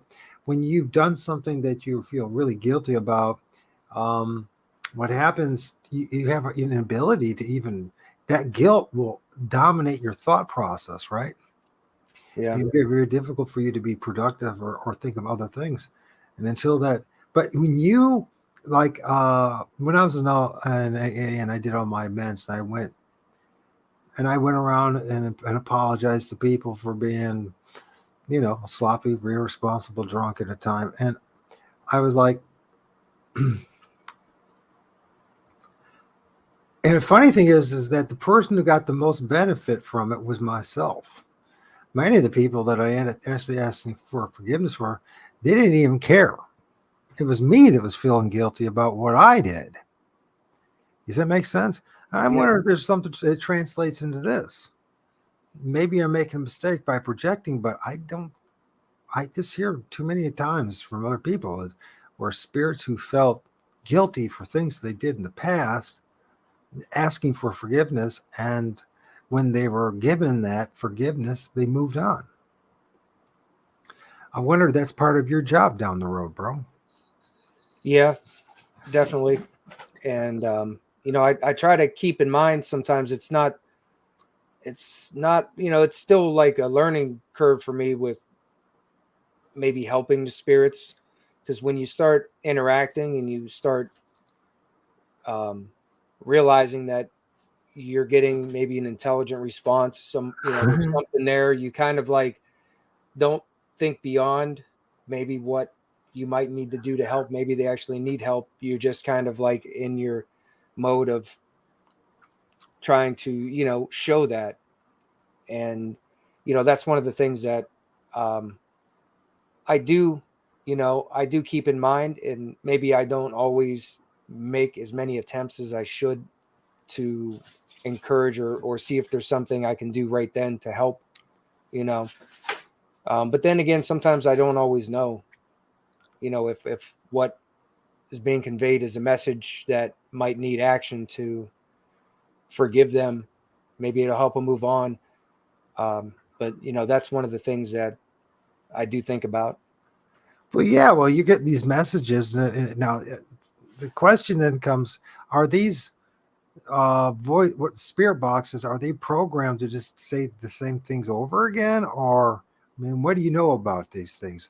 Why do they keep saying the same things? Are they programmed that way? Are they, tell us more about this. Because, people are going to ask this question. It's inevitable, right? I think the databases are not necessarily infinite to where every single word and phrase is there.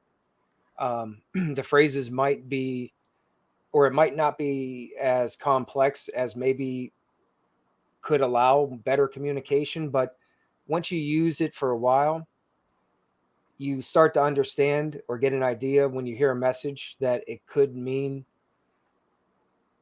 maybe a few different things. And that's what, I start to notice when I hear a message.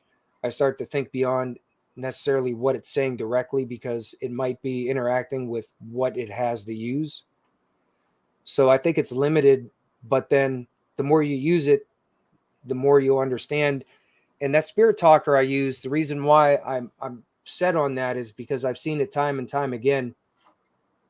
Messages that correspond exactly, like uncanny, where you're at when you ask and you get a reply. And when you get replies that match up with an actual EVP that was recorded, and then you hear a message when I hear the EVP, and then I hear an actual message come through the spirit talker, and they're the same. Those kind of things make me realize that it can be used and it's reliable. You just got to kind of I get a feel for it. So I know sometimes when something's communicated through it, if it's exact or if it might not be, I try to, improvise, think through it, try to see if maybe it has another meaning behind it because it's trying to say something else, but the database is limited.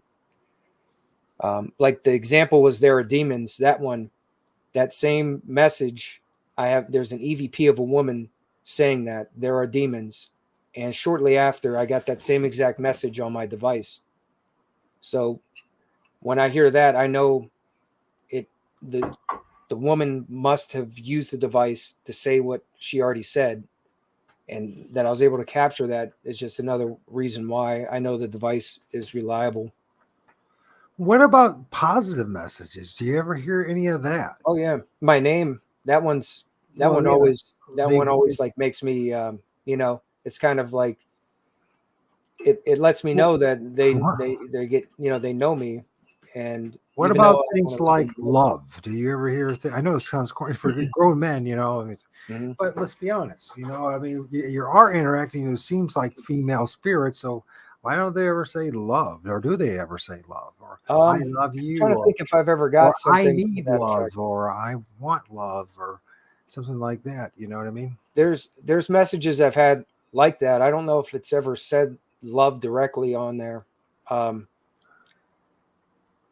We're like friends. I've got friends. We're friends. Like in that video that I did recently, I was communicating. I was trying to make communication to the protectors, like I said, and I asked if there was a protector there and if they would talk to me. And then I got a message that said, "Let's be friends." Right. And I thought that seemed pretty timely, and I felt like it was a way it was trying to tell me that it's okay, you're here. So I've got I messages wonder. like that. I wonder if these entities are the inspirations for a lot of these gargoyles on Catholic cathedrals. Just bringing that out there because a lot of these things look like they could pull it off as one. This guy right here, he's quite little gargoyle-ish like, or a combination of guys. It's really bizarre. Anyways, the other thing is this EMF. Mm-hmm. Your readings. What have the readings been like? You said that last video when you were out there. How high did it get? Not very high. That I was, some of the things like we talked about when you like listen to others and you get a chance to meet others like you and I've met others and I know I listen and I'm paying more attention to certain things that I may have overlooked, like the trees. So if you see me in that, I was checking whenever I would go by trees to see if I got any EMF readings. I got a slight variation for a short time. But at that point, for that time I was there in that area, I really didn't get EMF readings. But I've had them a lot of different places before, West Branch especially, a lot of just random, unusual. Did you notice any particular locations where there was a higher concentration of EMF so far? Well, at that place I was just at, that new area where I had that whole interaction with the REM pod and the device, that was a lot. If you see it, the REM pod, I had a lot of interaction with the REM pod and a lot of temperature variations. So there was some activity in that area. And I kind of felt drawn to that area for some reason because I had a lot of area to stop and check. And when I found that area, I felt like this seems like an area that I want to check. And that's what I documented there was that interaction with the REM pod, and the message said my name through the device. And there was times where I asked if they knew my name. One said there was two messages, I think, that said I look familiar or I look the same. And I thought maybe that was related why it said my name. That's right. Seemed like someone knew me or something knew me. Which is not surprising, now is it? A little bit, I mean, but maybe not. If you think about familiar spirits and you think about In that case, it seemed traveling spirits, do you know what I mean? Yeah. Or even distant spirits. I think that it's not that far fetched. I think, what has been your evolution and understanding of spirits at this point? I mean, that's what you're dealing with. What it's been, it's been more understanding the connection and understanding that they can actually see me and know me. So some of the messages about knowing me, that's something that I think I've begun to understand, is that I might go somewhere and it's like being around for a while something with how I feel like I've grown with my connection. It seems like I'm getting recognized, and it's like they're able to know me. And it seems odd, but that's something that seems to happen often when I go places. Yeah, it does. Seems quite a bit. What's up, Long Island Bigfoot Mike? And thank you, Diesel. This is a very nice comment. And the joke was funny as well. I appreciate all the talking about this kind of stuff with respect. I think it needs to be done. I think as researchers, we need to be very much um, proper captures, Mike. Thanks. Okay, thanks, man. I think you're giving me a compliment. Thanks. I I don't know after time because I'm not that smart, I guess.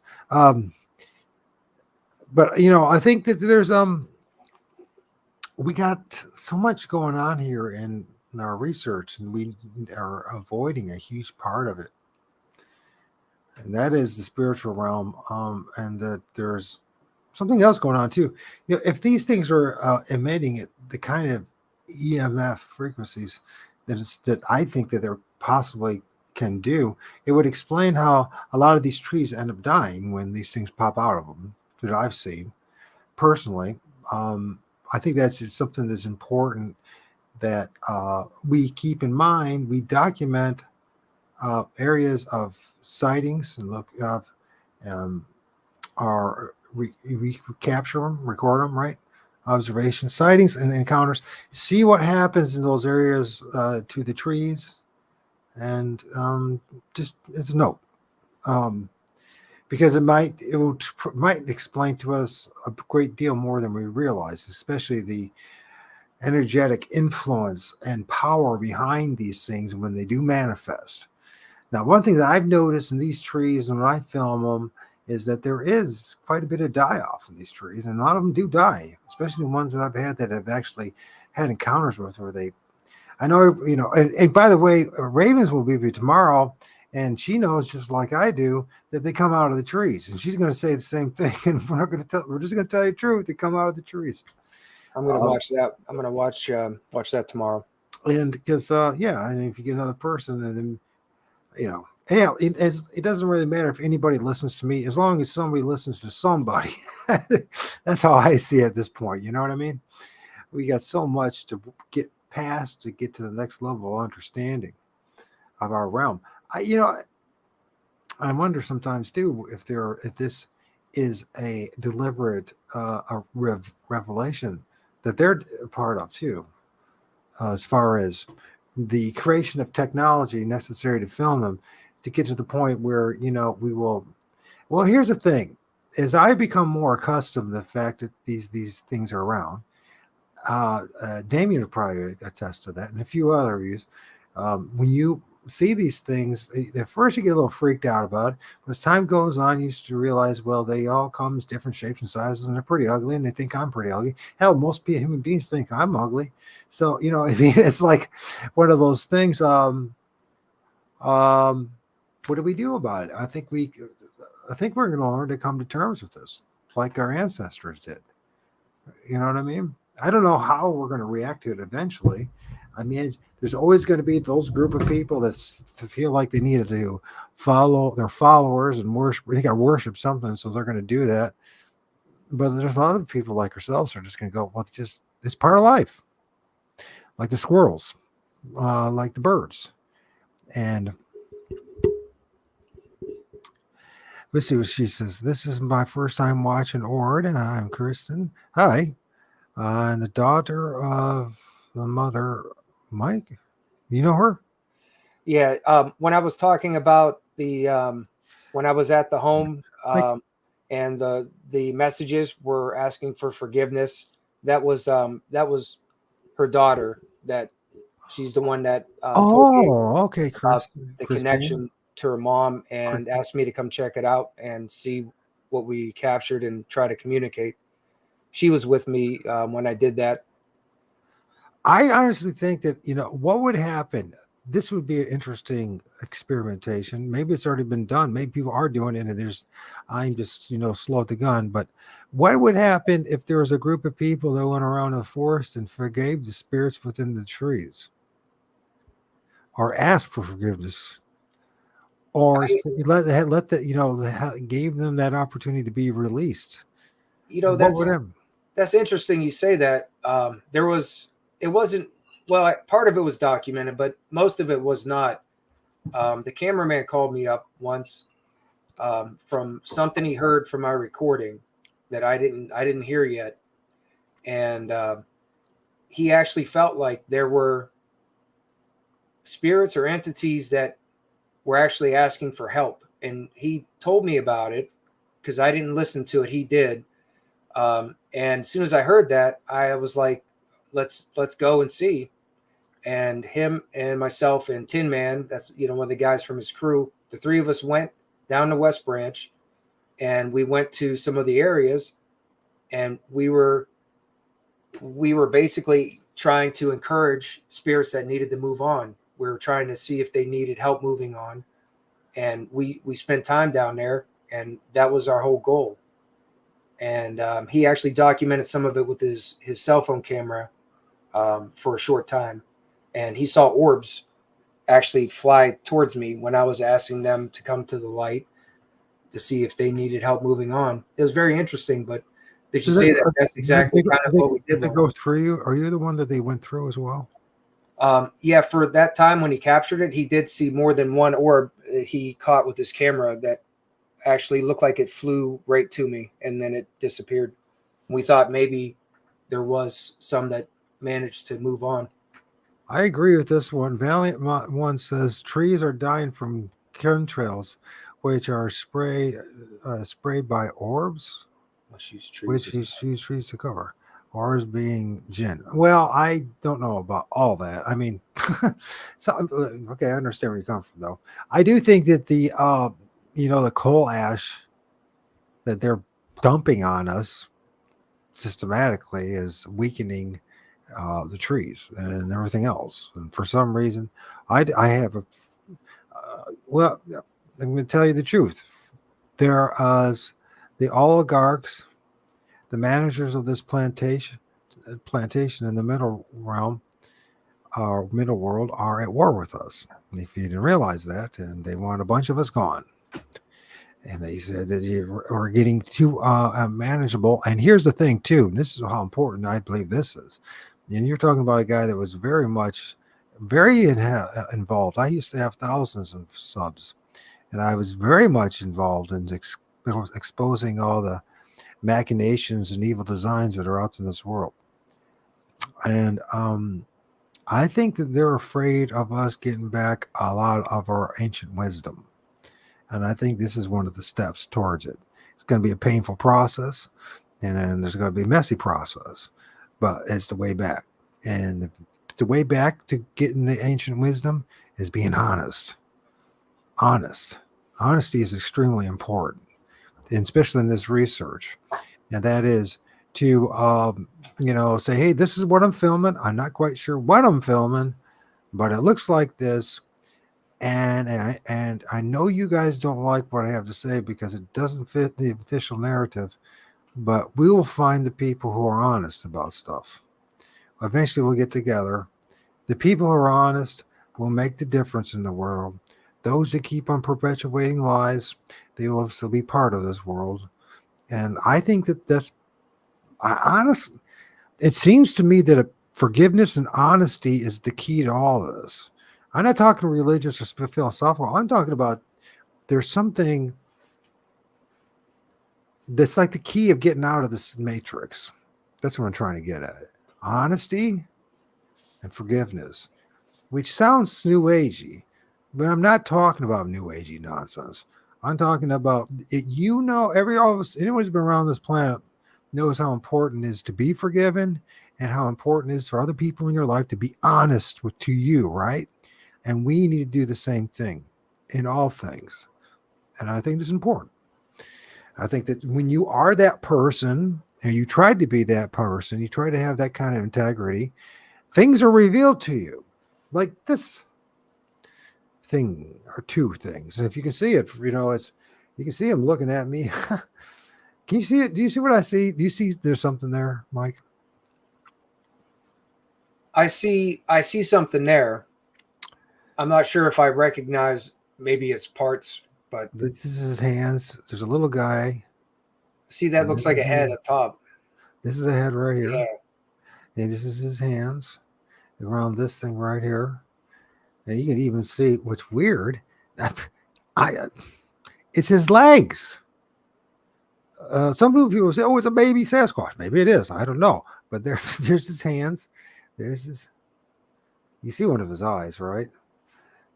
This is this popping out there, and there's another shot. It's like a shadow. It's.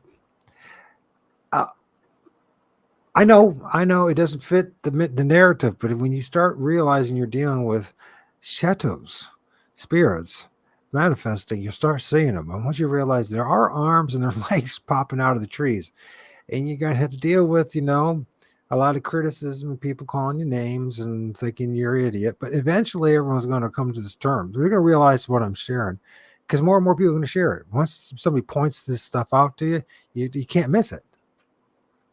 Right? It's just like what's going on with you, Mike, with the audio.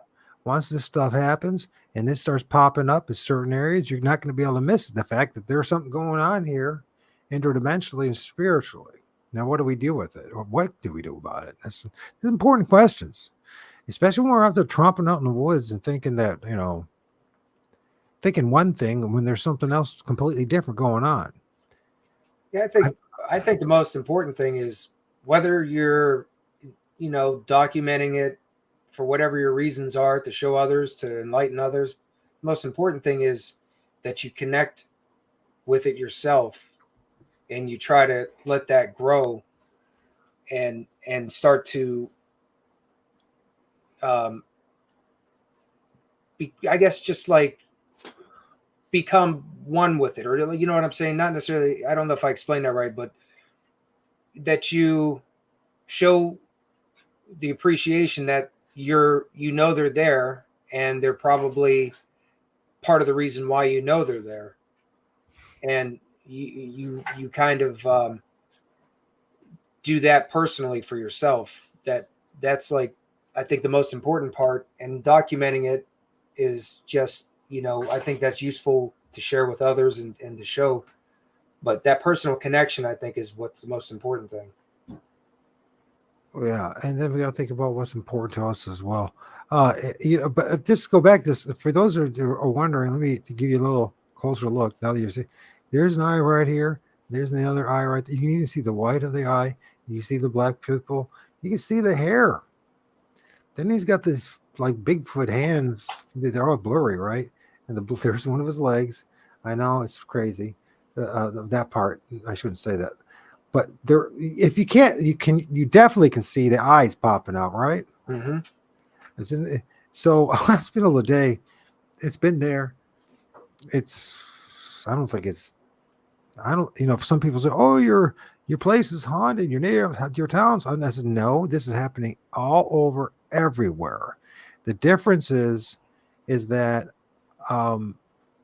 you and I haven't been told that until now. This is everywhere. And that you can see this everywhere if you so desire. And if you don't desire, you'll never see it, but you're still going to feel and sense their influence in your life. It's just like anything else. If they are, everything is connected. And this is part of this realm. And I know listen, you go through your phases. And when you're this, when you first start out this stuff, you're inquisitive, or you just out to look at fun, or you want to be part of a group, or maybe you didn't even have an encounter, right? But as time goes on and you mature, you realize there's a lot more going on around us. And what we need to do is to be honest about that. And honestly. So I don't know how you doing for time, buddy. Oh, I'm fine. I'm good. Okay. Are you joining this? Or am I just ranting and raving, preaching to the choir? No, it's all good stuff. Let's watch a little bit of that video that you did in the daytime. Is it okay if we do that? I'm sure. And then when we get to these comments, let's I don't know. Does anybody want to should we take like a 5-minute break, take a lunch, a cigarette break or something like that, bathroom break, and then What should I play? Why don't you play the beginning part of that video? Or no, Sure. or I'll play something. What else? Whatever you want. What do you want to do? Oh man, let's see. Play like a short video of yours. Okay. Let's take a little break. I'll show you something interesting. We'll take a break if you want. I'll show you something interesting, some experiences. Sorry, I had the company come. I will have to yeah, well, you're not too late, Raven. In fact, if you want, would you like me, Mike, to put an invite out for anybody who wants to join us? I'm fine with that. Sure. Okay, so if anybody wants to join us, then you can come in and talk about your experiences, your understandings. And nor do you have to do this. This is just an invitation. Sometimes people join us, sometimes they don't. I know last Thursday that was a great time, man. They had everybody, not everybody, but he had like what's it, Brown Dwarf and a few others. Yeah, I saw that one. Yeah, I saw you had It did turn out pretty good, I thought. a bunch of people joined, a lot of good stuff. I watched that. So if you guys follow that link at StreamYard, you can come in and join us. I'll open it up and bring you in if you want. In the meantime, either I can play one of my videos, Mike, or you can play one of yours. What do you want? But we've been doing this for 2 hours, and I need to take a break. Yeah. Which means I need to go to the bathroom, and I'm going to do the same thing you're doing. I'm going to have a cigarette. So there you go. It's up to you, man. What do you want to do? Tell us. Play your video or me play a video? I'll show a few things. Okay, let's do that. So All right. I'm going to let's just make it cinematic so people can see it. Okay. Sure will.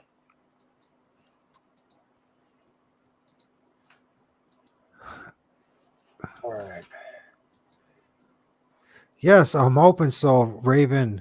We're all hoping you're coming back tomorrow. We've been talking about you, so good things, by the That way. was not the right one, sorry. So,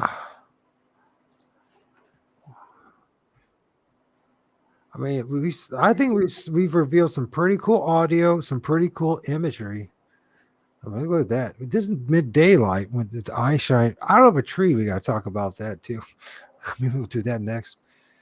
This I'll show. There's a couple parts of the video I made shorts out of that were, like one of the things I noticed. There's a lot of, the spirits. It seems like I've run into that seem intelligent. Some of them, they have some sarcastic side to them, or even some humorous side to it, and I've captured some of it, and I thought it was pretry funny. Yeah, it's that trickster spirit thing going on again, Yeah. right? The Native Americans talked about. Yeah, here's one. This is a little sarcasm, and I thought this was pretty funny. I'll show this. Marjorie, was that you? Again? Gordon, if it's you, Gordon, would you touch the device again for me? If it's you. Somebody else? Obviously. That sarcastic reply, I thought that was great. I asked if Marjorie would touch the device. That's perfect timing too. If Gordon was there, would he touch the device? And I was like, somebody else, and it said obviously. Here, this one. Marjorie, was that you? Let me go back, and here's one. I thought this was another kind of humorous thing. Did you miss me while I was upstairs? And then watch the reply, the spike. Oh, that was a yes. Arthur. Arthur. Well, Arthur, is that you?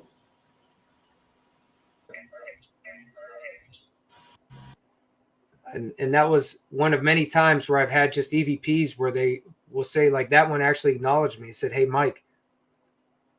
And you see this place I went to, this place had some high energy there. I had static charges the whole time I was there. I kept just like jumping on the trampoline, like static charge. The hair just would pull away from my arms. And it reflected. If you watch this video, this was my investigation into poltergeist, because this had a lot of poltergeist activity here. I had EMF, insane EMF through this house everywhere I went. An interesting investigation. One of the most charged places I've been to. But that's what I thought was like some personality that came through with some messages. And here's another interaction at my research site where I've had my name on EVPs many times there, and devices. And this was one I captured. All right, let's set up. Oh, yes. You remember me. Thank you. Hear that? In the background, there was a big splash in the water. We kept hearing them that night too. There was something, it sounded like something's being thrown in the water throughout the night in the lake. But that was one where they said my name again when I was there, which was pretty interesting. And right here on this was a supposed witch's grave site, a pressing site. That's what this pile is. And that's where I get a lot of EMF there when I go there, just with the EMF detector. It's another charged place, but that was where it all started for me, was there. And that's where I like to go to. And then this right here, this was the EVP about the. I'm here to mostly listen tonight, my friends. It sounds like a woman's voice saying there are demons. And just shortly after that, I captured this. Man, There are demons. if I'm in danger, would you touch a device and let me know, please? Because if I need to leave, I would just like to know. Kill. There was something with the season too, which I don't know if we ever talked about, but he's muted right now, but there was something with the season changed, and there was a bunch of negativity that seemed to come into my research site. And that was some of the highlights that captured some of the negativity. And it wasn't like that before the winter. As soon as the winter time hit, things got negative, and I'm still trying to understand why. And I also saw that being there during that same time period. So I don't know if it's related, just more questions I have and things that I've documented. But anybody who's wanted to ever experience things like paranormal things, I've learned pretty quick, West Branch, there's something special, something kind of scary, and something ancient about that area. And it was proven too about that about West Branch.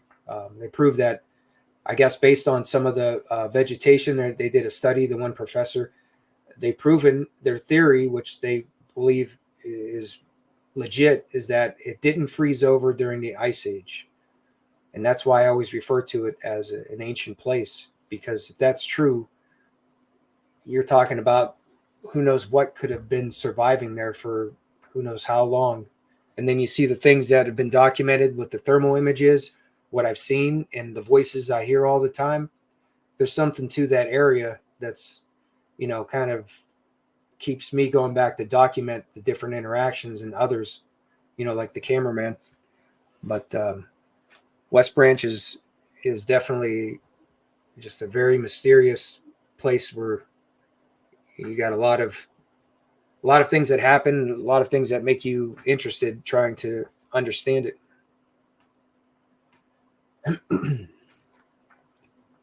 But I'm definitely going to watch tomorrow. Raven, you're going to be on. Ever since I met Mike here, I like a lot of the theories and a lot of things he talks about, especially from what I've experienced. I could see that he's aware of some things that I'm starting to notice around me that seem to make sense. And that's just like, for me, it's like networking and making friends, new friends that do research, which paranormal to me means a lot of things. And I'm learning that more and more now. So I like to spend time and meet people who research different things. And just like William from over at Maryland, Squatch Watcher, when he was telling his theories or things that he knows about some of the beings, and when I heard him talk about some things, and then automatically there were some things that I related to from my experiences, and I had to talk to him and learn more and talk to him. And that's what I really like about communities, like becoming bigger from meeting each other, talking about experiences, especially if we relate to them. Okay, Raven. Yeah, I'll definitely be on and watch it. And you see my cats. My cats are going nuts. They're all wound up now. Hey, Weasel.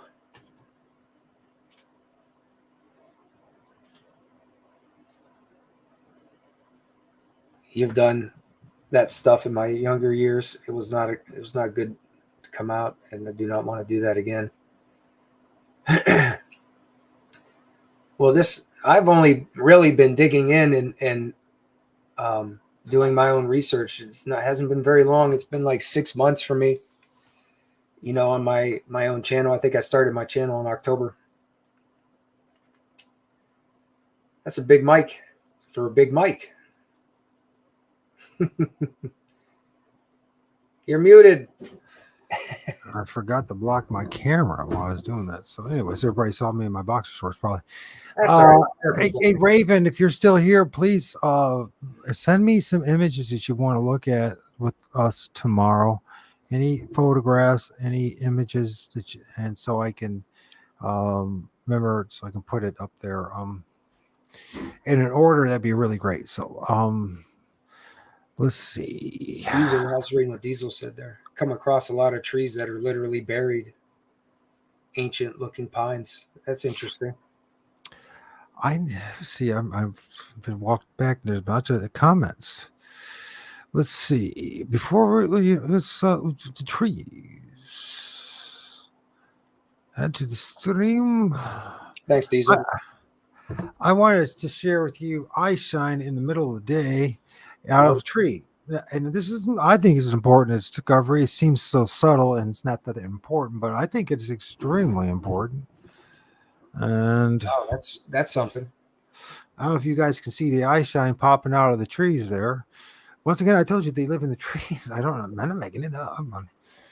So anyway, that's one of the things I do now that I talk to you, Mike, and the things we talk about is I pay a lot more attention now to the trees. Yeah, I think it's a very important thing. I got to go back to all this stuff. Amazing stuff, bro. I think he's talking to you. Oh, thanks. By the way, Sean, thank you for just sticking it out and being there. He's always there. He's like, someday gonna get him set up so he can talk about his experiences. He's down there in Southeast Ohio. I believe that's where it is. Somewhere in Southern Ohio. He had an interview with the dog man dude, Kunzen or something. I can't remember his name. Anyways, I posted it out on my channel actually. Yes, and I will bring some out. Yes, I hope so. Yes, we got lots of stuff to talk about. I had a wonderful day, a wonderful hour. So talking to Raven, and I think you guys, if you don't know her, and I know I talked to her years ago, but I think it obviously wasn't that impressive of a conversation on my part. But she forgot and didn't remember. But I remember her voice, and she was right about a lot of things. I found out, and I was wrong about a lot of things, and so here I am. I like finding people who want to be honestly explore our world and how. Yeah, I think so. I think it's I think it's very the wrong approach not to. You know what I mean? People, I think they, I don't know why. I think probably it's because it's a lot of it's indoctrination. I think a lot of us suffer from MK Ultra, mind control through the television and through the public fool system and all that other stuff. Yeah. Sorry. I'll be right back. For years. Yeah, she has. Oh, you guys could take off a little bit? Okay. So while he's just a short break, I'll be right back. Yeah, I had mine, so it's okay. So, you see here, folks, in this image, yeah, you did. You have talked to a lot of people. I know. She's got great art, too. I can't wait to share a couple pieces of her art. And that's when I saw that painting of Bigfoot next to the tree and all that was going on in the tree. And I'm like, yes, she does really know what I know. And I know what she knows. And I'm like, yes, I'm not alone in all this. But anyways, it's interesting that eye shine that's right in the middle of the day, just popping out. Very, and I like to tell you that it's pareidolia, but it's not pareidolia. I hate to tell you that. Now let's think about this for a second. We talk about orbs and the energy and what is emitted from orbs, and is whatever it is, whether it's plasmic in nature or whether it's something else. These things, like the orb whisperer told us, he told us this in his own research, and this is a guy we got to bring him back on again, who has the ability to summon the orbs, and he says they lived in the trees. So we get now another example of the fact that the possibility, a possible example at least, that they live in the trees. And I know people must think I'm a broken record, but I think it's such an important part of our whole reality. And I do believe that in the past, our ancestors had much more respect for trees than we do today.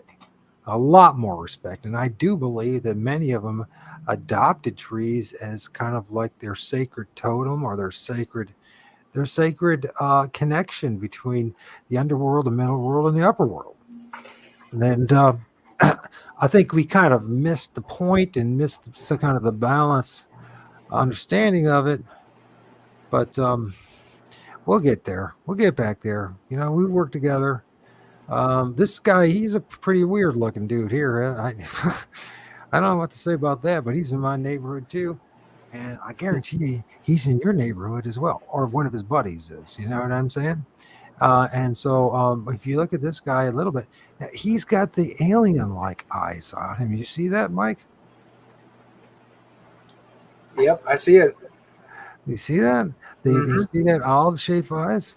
And I have filmed many a thing that looks just like aliens that we call aliens. That's why I wonder, a lot of these things that we call aliens or little green men or whatever, or demons or whatever, they really are entities that live in the underworld and the middle world. Now, underworld, once again, is anything that's below us, right? It's the soil, it's the water, it's there's many cultures out there, many cultures, and not just in Africa, but all who recognize that there are whole cities under the sea, spiritual, interdimensional cities. There's quite a bit of a strong argument that under us there is civilizations, total cities that we don't quite understand, that the ancients talked about, and that actually, like in the United States, most people don't realize, there was a tunnel that was found that was dug from the east, basically from one side of the Mississippi all the way to the other side of the Mississippi, a huge tunnel that no one ever talks about. Huge underwater, underground labyrinths and possible places where people lived in times of maybe cataclysmic. Well, some of the natives talk about the ants, the ant people, and that's something to think about. So there's something going on here, and it's it's like, okay, the question arises and naturally it's going to, for a lot of people, is, Mike, why is it so easy for you to film this stuff? Are you are you they attached to you? Are they are you demon possessed, right? And that's I wonder that myself. Yeah, well, I don't think so. I mean, listen, as somebody who has Christian background, all this kind of stuff, I did all this kind of deliverance work and everything. And what happened is that I even became more open up to what was going on around. So you tell me that, I think that the problem is our profound ignorance of what's really going on around us, that they have masterfully taken away from us. I like almost like a sixth sense, a thing about us that we recognize things much more, and we were much more aware of what was around us. Am I saying our ancestors 4 or 5 generations ago? I think collectively. And I think what has happened is that the controllers, if you will, the grand wizards of this place, the black magicians, have blinded us from what's all around us. I mean, I just try to be preachy about, but what else can one say? I mean, how can it? People say, "Well, the veil is thinning, and the world's going to end." But I don't believe that the world's going to end, and I don't think the veil is thinning. I think that we're getting technology to film these things, and we're getting back together, and we're talking about this slowly. And yeah, there's different groups involved, and there's people that are very dark. They're involved with this, and there's people that are in the light, and everything else. I think it's very much more complicated than everybody wants to admit. Everyone wants to act like they're just absolutely, you know, experts in all this. But I mean, you tell me, I mean, how do I mean, I think you guys could do the same thing. I'm totally convinced.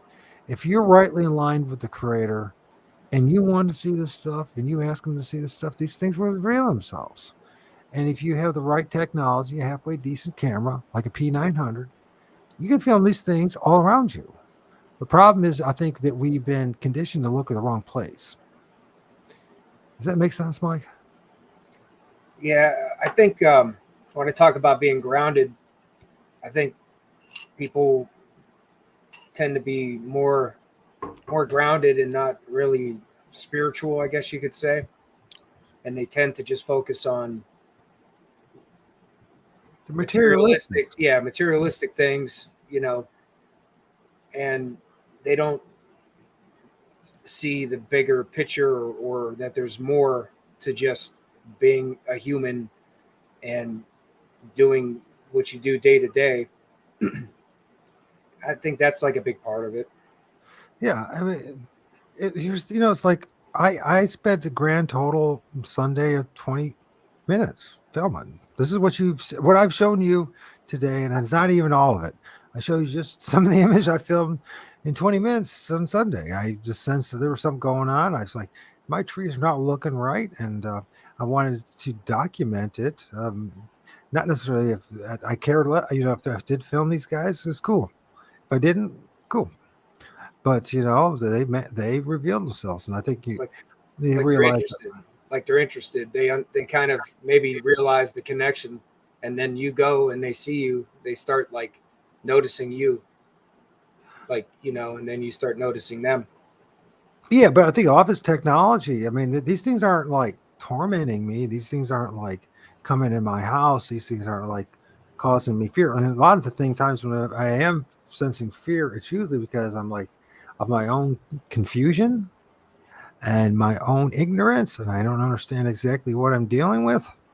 And and people just, it's a natural reaction based on what we've been raised with, to think that everything's evil. But I don't think so. I think that, and also think they recognize that I do have concern about the trees, their realm. I don't like what I'm seeing. I'm seeing the massive die off in my area, at least, and I'm seeing massive die off in other places. Our ancestors here, what they used to do is that you would have controlled burns, for one thing, and that's not something we're not doing. That would help the regrowth and everything else, and it was all part of the natural cycle of things.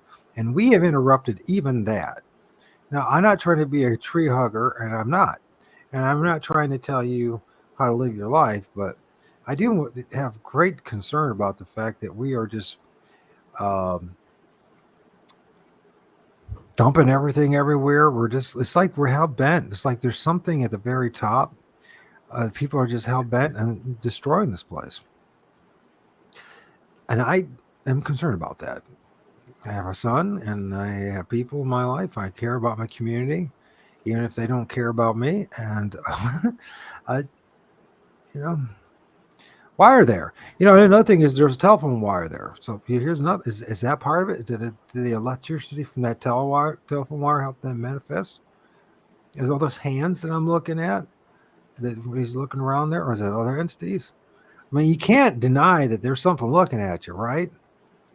And I'm not just trying to say that just to stroke my ego, because I could, you guys can copy all this stuff and you can share it. You can take credit if you want. I'm not asking for to be rich or famous or be anything. The reason I'm calling upon people like Raven and Mike and others is because I want to understand my world and share what I'm finding and what they're finding, because we all have a bit of an answer to a big puzzle that's been all scrambled up deliberately, I believe. And we've been deceived terribly. What is this thing? Is this the same thing that people end up having some form of encounters? You know what I'm saying, Mike? Like alien type thing? Did it get mistaken for it? I don't. I mean, I'm asking questions that I don't even have answers to. I know that we don't. None of us do. But why? What are they? What are they about? You know? Got any answers, Mike? Well, like After 6 months, maybe that's some fresh. I can only imagine a guy who's only been doing this for 6 months, and then he runs across me. And guys like me, and it's like, holy crap, what the hell did I walk myself into? Or I walk into? well, I've a lot of the things, like, just from where I've been going, what I've experienced, and listening to others like yourself and the experiences, it's just it helps. It does help me, and it's good to meet others who have a better understanding and a better connection, and to see your experience and see what you see. It helps.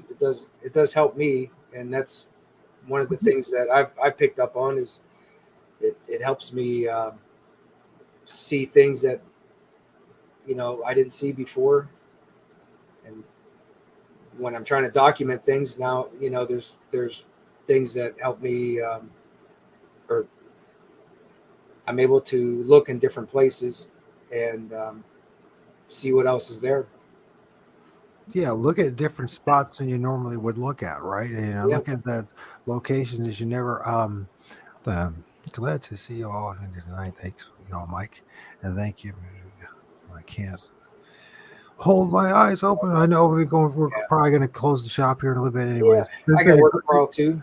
It's been an excellent night, I think. As far as information goes, we didn't get a chance, and I want to talk about this first about equipment. What kind of equipment? How much does this cost to get this going? What are you using? Well, my number one piece of equipment is my audio recorder, and a good audio recorder is anywhere from $20-$30 or more, but I never look too fancy. Just something that's a good audio recorder. Does it have like a smart card on it or somewhere you can download on your computer, that kind of thing? I mean, it records on a small SD card, and it's pretty basic. It's nothing real fancy, because they were capturing voices on Thank you, Sheldon. cassettes. Thanks for being there, buddy. Back when there was just cassettes, recording on a cassette player. There were documented EVPs picked up. Anything that records, there's that phenomenon, EVP, and it's been around a while. And all it takes is a cell phone with the way to record, or a recording. So device. what app do you use on your cell phone? The Spirit Talker is the one that I use, which is. Is it free? Is it cost money? The Spirit Talker, it's like $3 or $4 for that app. Oh, really? Is it a month or just? No, that's like one time, and you buy the rights to use it. It updates as long as you have connection. It'll update do you need to have a specific type of phone, or will it work for Android as well? I have it on an Android and an iPhone. It's on both. Like, you can get it for either kind of device. It's in the same. You can get the same app in either. Why did you choose that one? Well, I seen it used.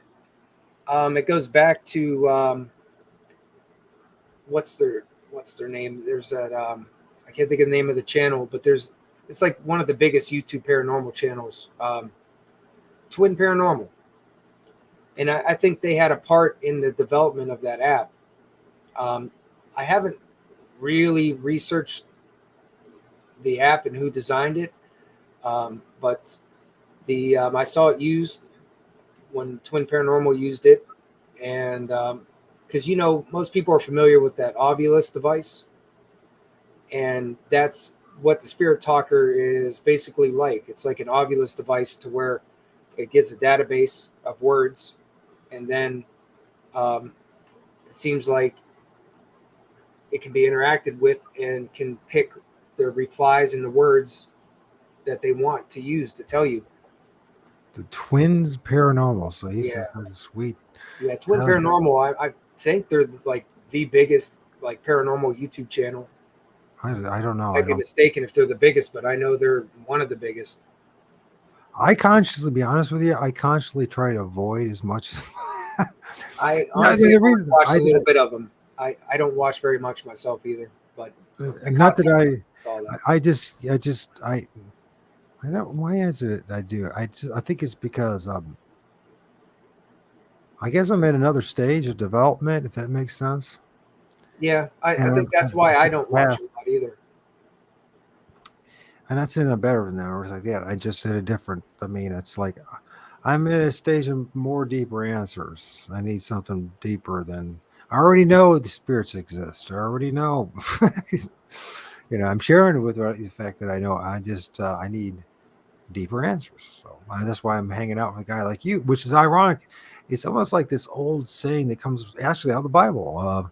New wine and old wineskins breaks. It's not any good. But new wine in a new wineskin or a new person like you, a newer guy, it seems to you're able to take it and hold it. You know what I mean?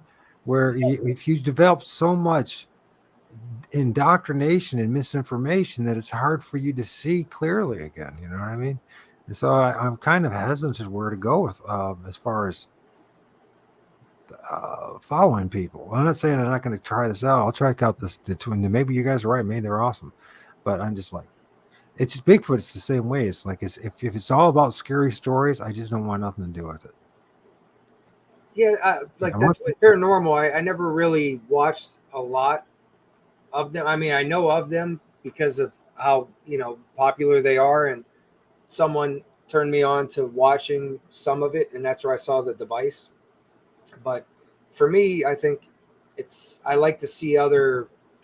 I should look around just to see the equipment being used more so than watching what they're doing. Because like I kind of had my own vision when I did my channel, and it just went off of my own curiosity and like my own instincts, I guess. And that's kind of what I'm sticking to. And I don't like to really get too deep into like what other people do. I just kind of like am going the way that I feel like I need to go. But seeing what you have equipment's to out do there, that. I think you have to spend more time with the spirit and with yourself than right. At some point. I mean, because it's really easy to get sucked up in the group and really get sucked up in other people's how they see things.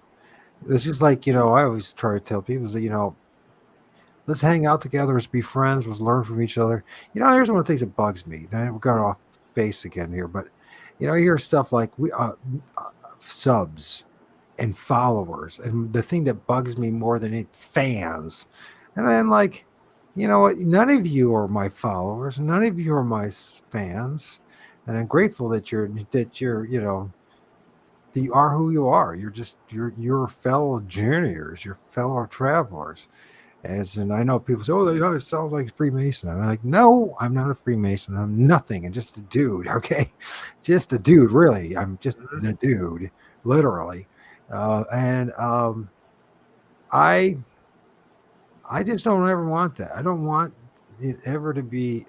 That makes me sick to my stomach. The egotisticalness of it. I think in order for this stuff work, you really have to work on. Well, humility is not what people think. Humility means to be teachable. It's not about a performance. It's not about, how, someone presents themselves. It means to be teachable. Now, from my experience and what I've got at this point is the best teacher that I figured out, and it's a weird way it works because it's not talking to you. But if you really allow the spirit of all things, the creator spirit to guide you, then you will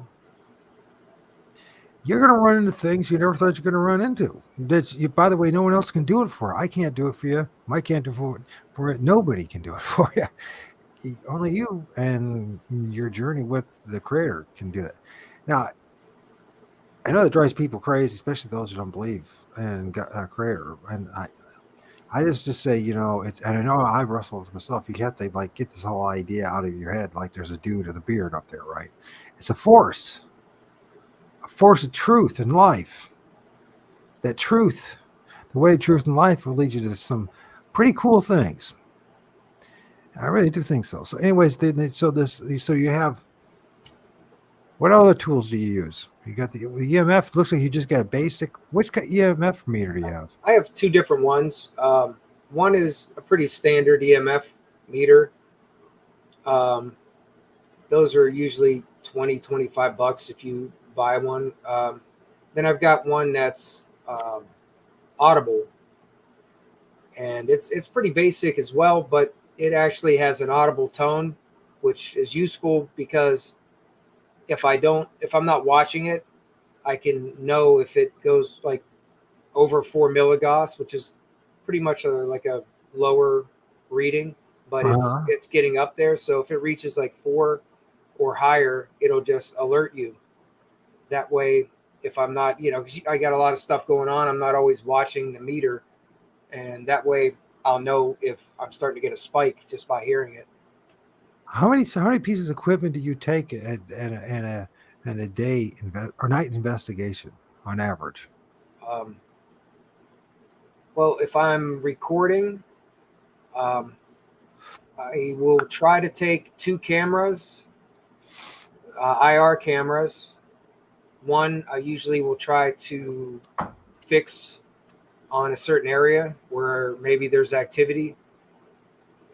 Usually I'll try to get a feel, or if I know where there's activity, I'll try to get a static camera to watch it, and then I'll use devices like the REM pod, which is probably the most expensive device I have. Okay. And it has like a magnetic field that's like a like naturally closed circuit, and if you break it, then that's when it gets alerted. That was about $150, $160 for that. That's a really good interactive device that seems like you can capture and document activity with that. So I got the REM pod, and I usually have a camera, maybe 2 cameras. Then I have my cell phone, which I have my spirit talker going on. And then I've got just those round, they're actually a cat toy that they're just like a movement. They're basically movement activated. It's not like motion where if you just move in front of it, it has to actually like move a decent amount to go off. Yeah. Those are really good to capture activity, whether something actually manipulates it and moves it, or if it just completes the circuit inside of it and it has a flashing light that goes off. And those are $12 or $15 for like a little set of those.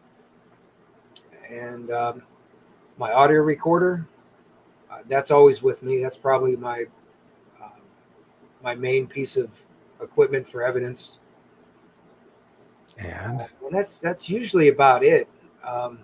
how many? Half a dozen or more?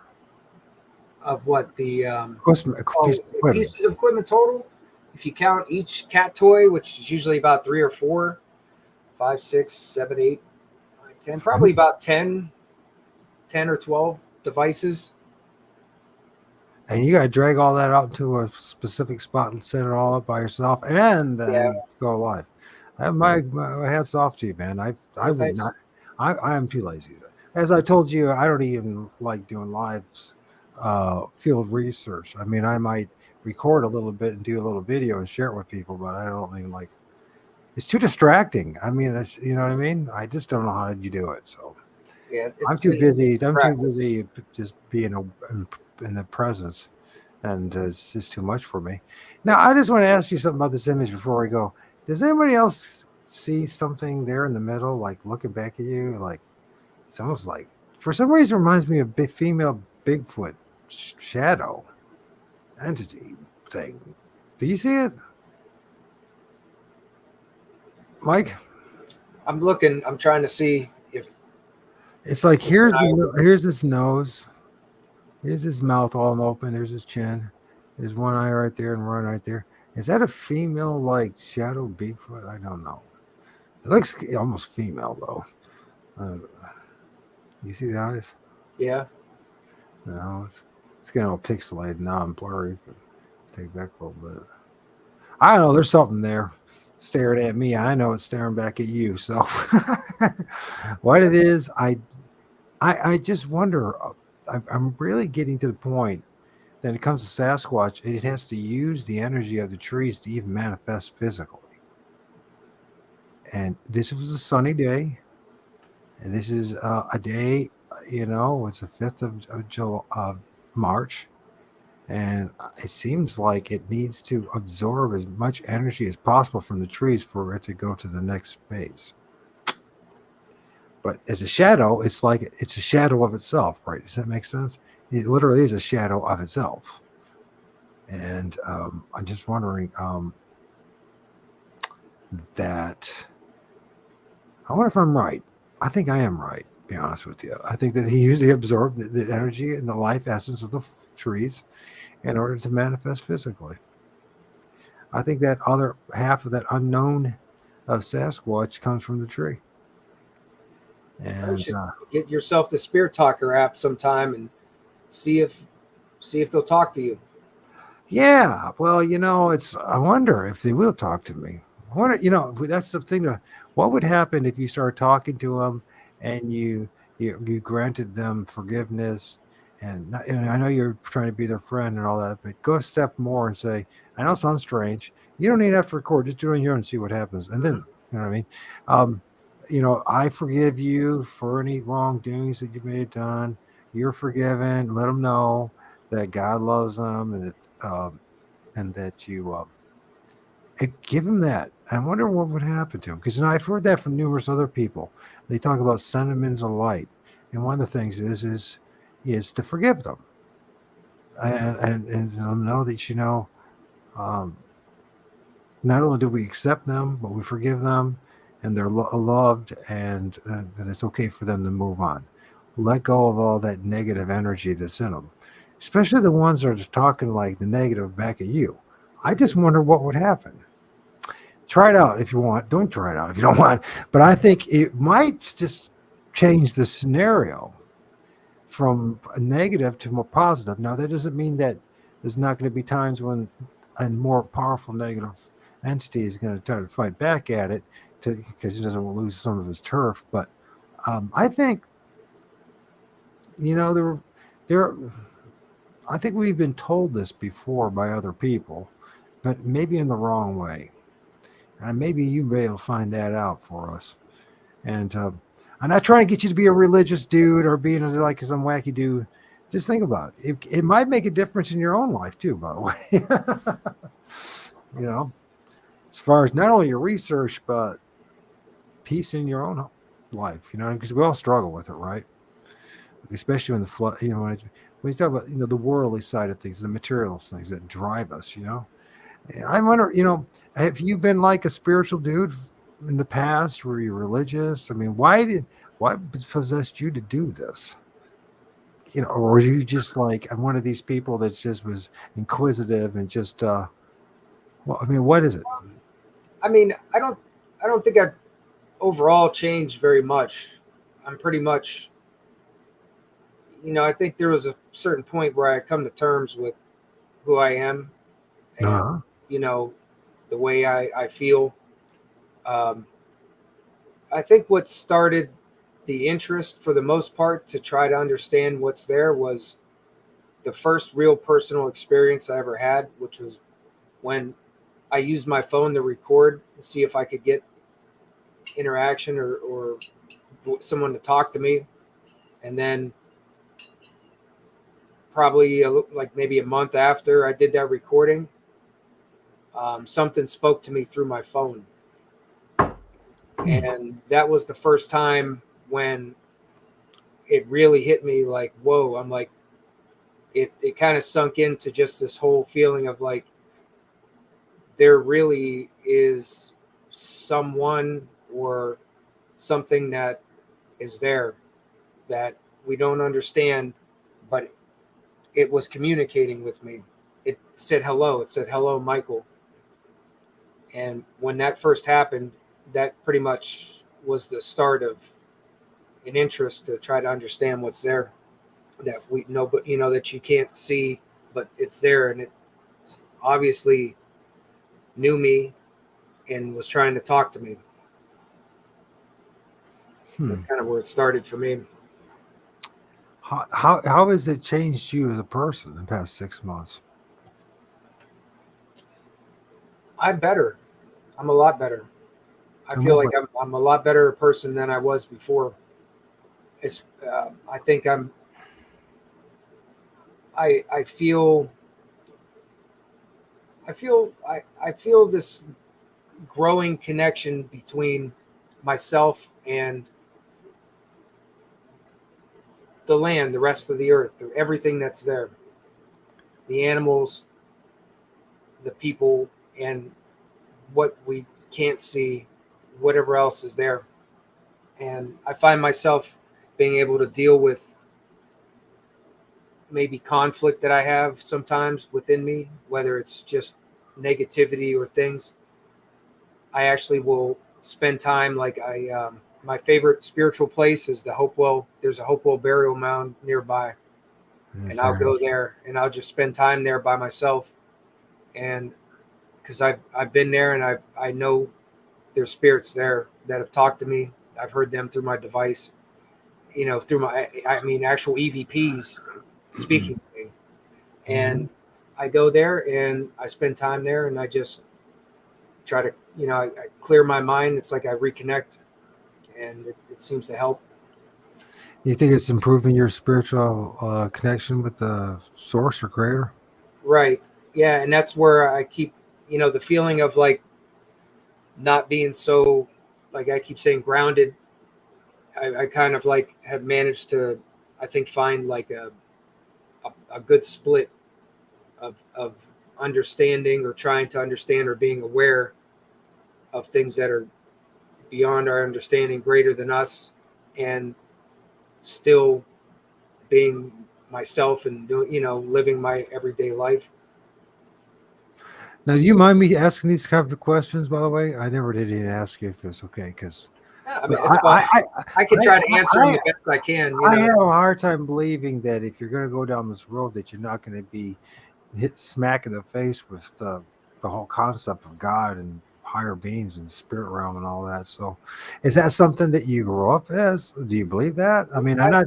By the way, I could care less if you do or not. I'm just honestly, I never grew up in a religious setting. My grandparents were. My parents were not, and I kind of just ended up finding my own way, and I think I found my comfort now, and I think I have a better understanding that there's a creator, and that connection between the living and what else is out there, and that's kind of like where I'm expanding and growing now, and that's why I keep wanting to interact more. Oh, there's one guy I want. Before we go, I want to share the one guy. This guy right here. This guy's fascinating that I filmed. He's a lot like, and ashamed that. Yeah, he's looking at us right there. Long Island Bigfoot is still not around. Probably he's not around. I don't know. I think, you know what, honestly, these I'm gonna be kind of egotistical now, but I mean, maybe I just suck at it. But there's gotta be a person with a better personality. But the kind of stuff that's being revealed in this show is at least what I thought we should have been doing all along. Anyways, but there's a dude there, and he's got the gray head. And they talk about the in I think in European mythology and the Norse mythology, I think in particular, maybe the Druids. We'll find out about that from hopefully Raven. But of the like the gray or black dwarfs. But I don't know. It's like this dude has just decided he's gonna pop his head out there. He's not alone, obviously, but the one I'm interested in is this guy right here. You know what I mean? And I just think that's just cool thing. You can even see kind of his eyebrows and that one eye is really showing. His nose, it's a little crooked. He's got this bald head, dude. I don't know. I mean, is it the greatest of image? You know, I could tweak it and make it so that it really sticks out. I'm not going to do it. I'll let somebody else do it, and that way you can't accuse me of messing with the images. Why does that even matter? That's a darn good question. Why does it matter? And I think there's more images and more entities, but I want to just think of that, and I just want to bring it once again. It's in the shadows, it's in the trees. They're watching us. So what the heck? You know, they've always been. I believe they've always been watching us. But you know what? We're so disconnected from nature. I bet you, in some ways, Mike, like you going out and spend all this time in these cemeteries and the woods, it's probably some of the most time you spend in the woods, and maybe in a while, or maybe not, depending who you are. Oh yeah, for sure. You know what I mean? But I know I have. As a young boy and as a young man until like my mid 30s. Let's see, probably the time I got in the railroad. I was always outdoors, by the time I was in my 40s, actually by the time I got hit with the MS. So, but I miss the outdoors. I miss it terribly. I was always outdoors. And the weird thing is I never saw these guys. But I guarantee you they were watching me the whole damn time. Yeah. And I just think it's kind of cool. That's why I think, like, when I saw the being that I saw, a lot of people are like, how could you go back there? You know, this, like, I know, because the first thought after I saw that was, it's not like it just came out for the first time. This the first time it's been there. It's something new. It's been there. And as many times as I was there before that, I'm sure it's been there. And I wasn't afraid of it. I wasn't worried that something else was there. And now that I know it's there, why would I change? You know, why would I all of a sudden not want to keep doing what I was doing? Right. If anything, it changes you to be like, I want to know more about this. Yeah. How did I miss all this? How did I miss all this my whole life? Was it really a good thing missing all this stuff? When I think back, did it really benefit me not knowing this stuff? I don't think so. I don't think so either. I think that this is part of how they control us by us not knowing this stuff. And here's another thing too I've discovered too. Maybe it's because I'm an older man and I'm at that stage of my life where not only do I not give a crap, but I just I'm not that true meaning of not being a fear of death. I mean, I'm not saying that it doesn't poke at my stomach at times, but I know what that is. It's not me. I'm not afraid of death. I'm not afraid of what they'll do to me. I could care less. If I'm destined to be in a place for another, let's put it this way. What if I am destined to be stuck in the underworld or between the underworld and the middle world? Is this what I'm being revealed? What's being revealed to me? You know, it's like a point. Living in fear sucks. There's nothing worse than living in fear, honestly, to me at least. And the other thing is, I don't have any control much about my destiny. Maybe Raven will change that for me and others, but I don't see my control in this. I think I was destined to have film these things, have my interactions, have my encounters, and revealed this truth to me. I think it's the preparation for the next phase of wherever we're going. Does that makes any sense? Does that make sense? Or the possibility of where we're going next, or what's on the other side at least. Maybe we have no idea where we're going next. I know a lot of people feel very confident, but I used to be very confident about it. I knew exactly what life was about. And the more I research and study and I pray, the more I realize I don't know jack squat. And because of that, I'm starting to have these things revealed to me. So thank you, Mike. Thank you for the 3 hours. Thank you. And I hope we do it again. Maybe Yeah, next I'm sure we month will. when we keep it going. Tell cameraman I said hi, Jack. I will. And oh dude, don't forgive me. The other dude. How did I forget his Trapper? Trapper. Yeah. Tapper.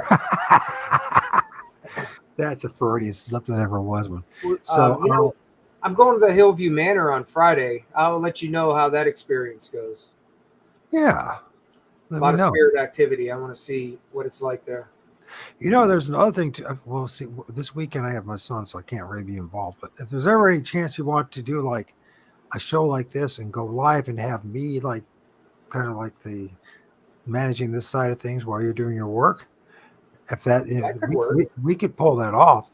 Yeah. And you know, I mean, I could like be managing the comments or any kind of images that need to be shared or whatever. You think about it, and who knows? Maybe it'll be a good thing. At least you won't be alone. Yeah, that's With, true. you know, I'll talk your ear off if you want. That's one thing that's nice about going live when you're in places like that. It actually feels a little less by yourself. So, a question to anyone is still left: this person, this entity, what is it? Who is it? Do you really know? Let's be honest about things, and let me know if you see what I see. And check out Mike's stuff if you are. I imagine everyone's following you. I think even Yeah. Sheldon's probably following you.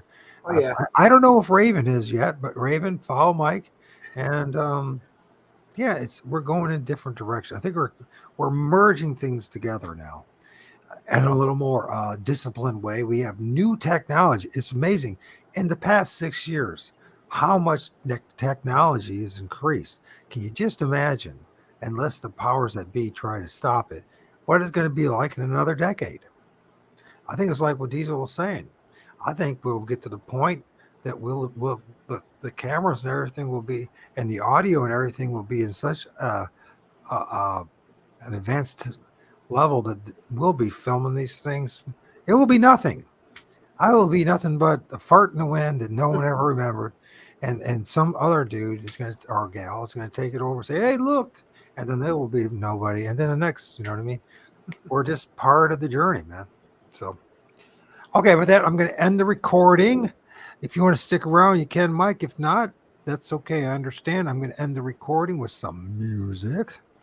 Try to get this done right the first time. Good night to everyone. Yes, Good night. please. Is there anything you want to let people know about in particular? So you got the thing going on this weekend. What else? Oh, well, yeah, Hillview Manor. I'm going there Friday from 9 p.m. till midnight. And then I'm going to a place called the Buxton Inn, April 2nd. That's over in Granville, Ohio. That's like number 4 on America's top 50 haunted motels or hotels. A lot of history. So I'm going to spend the night there in their 2 hottest rooms, 2 hotspot rooms. So that's going to be coming up early April. So that's kind of like my 2 big moves coming up. Right. Well, you take care of yourself, and let's talk soon. Our best wishes are with you. Oh, thank you. And I think you're going to go places. Just Well, if you keep a level head and don't get all. It's really easy to get all screwed up with this stuff. You know what I mean? Yeah, I feel like I'm on my path the way I want to do it, and I'm just sticking with it. So if it's good that I'm meeting people, and it's good that there's so many people who are interested, and that's the reason why everything's growing with the channel for me. I'm glad everybody's interested in it, and that's what it was about. Even if I said if I you get to be a big shot, don't forget about me, because I'm never going to be big. I'm going to tell you that. No, I'm not going to be big because of how I talk and what's going on, right?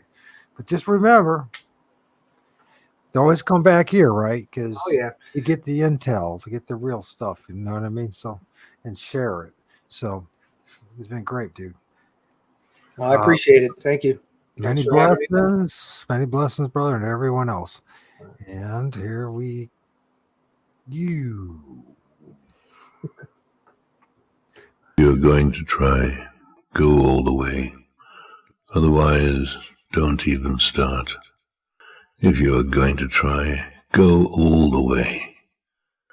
This could mean losing girlfriends, wives, relatives, jobs, and maybe your mind.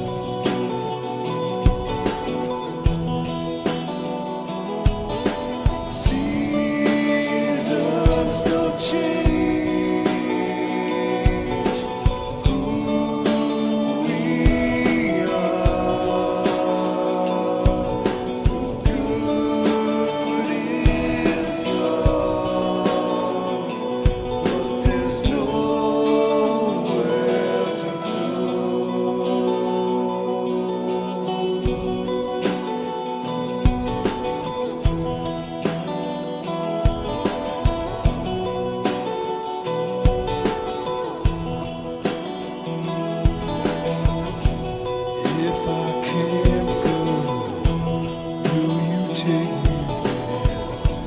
I won't break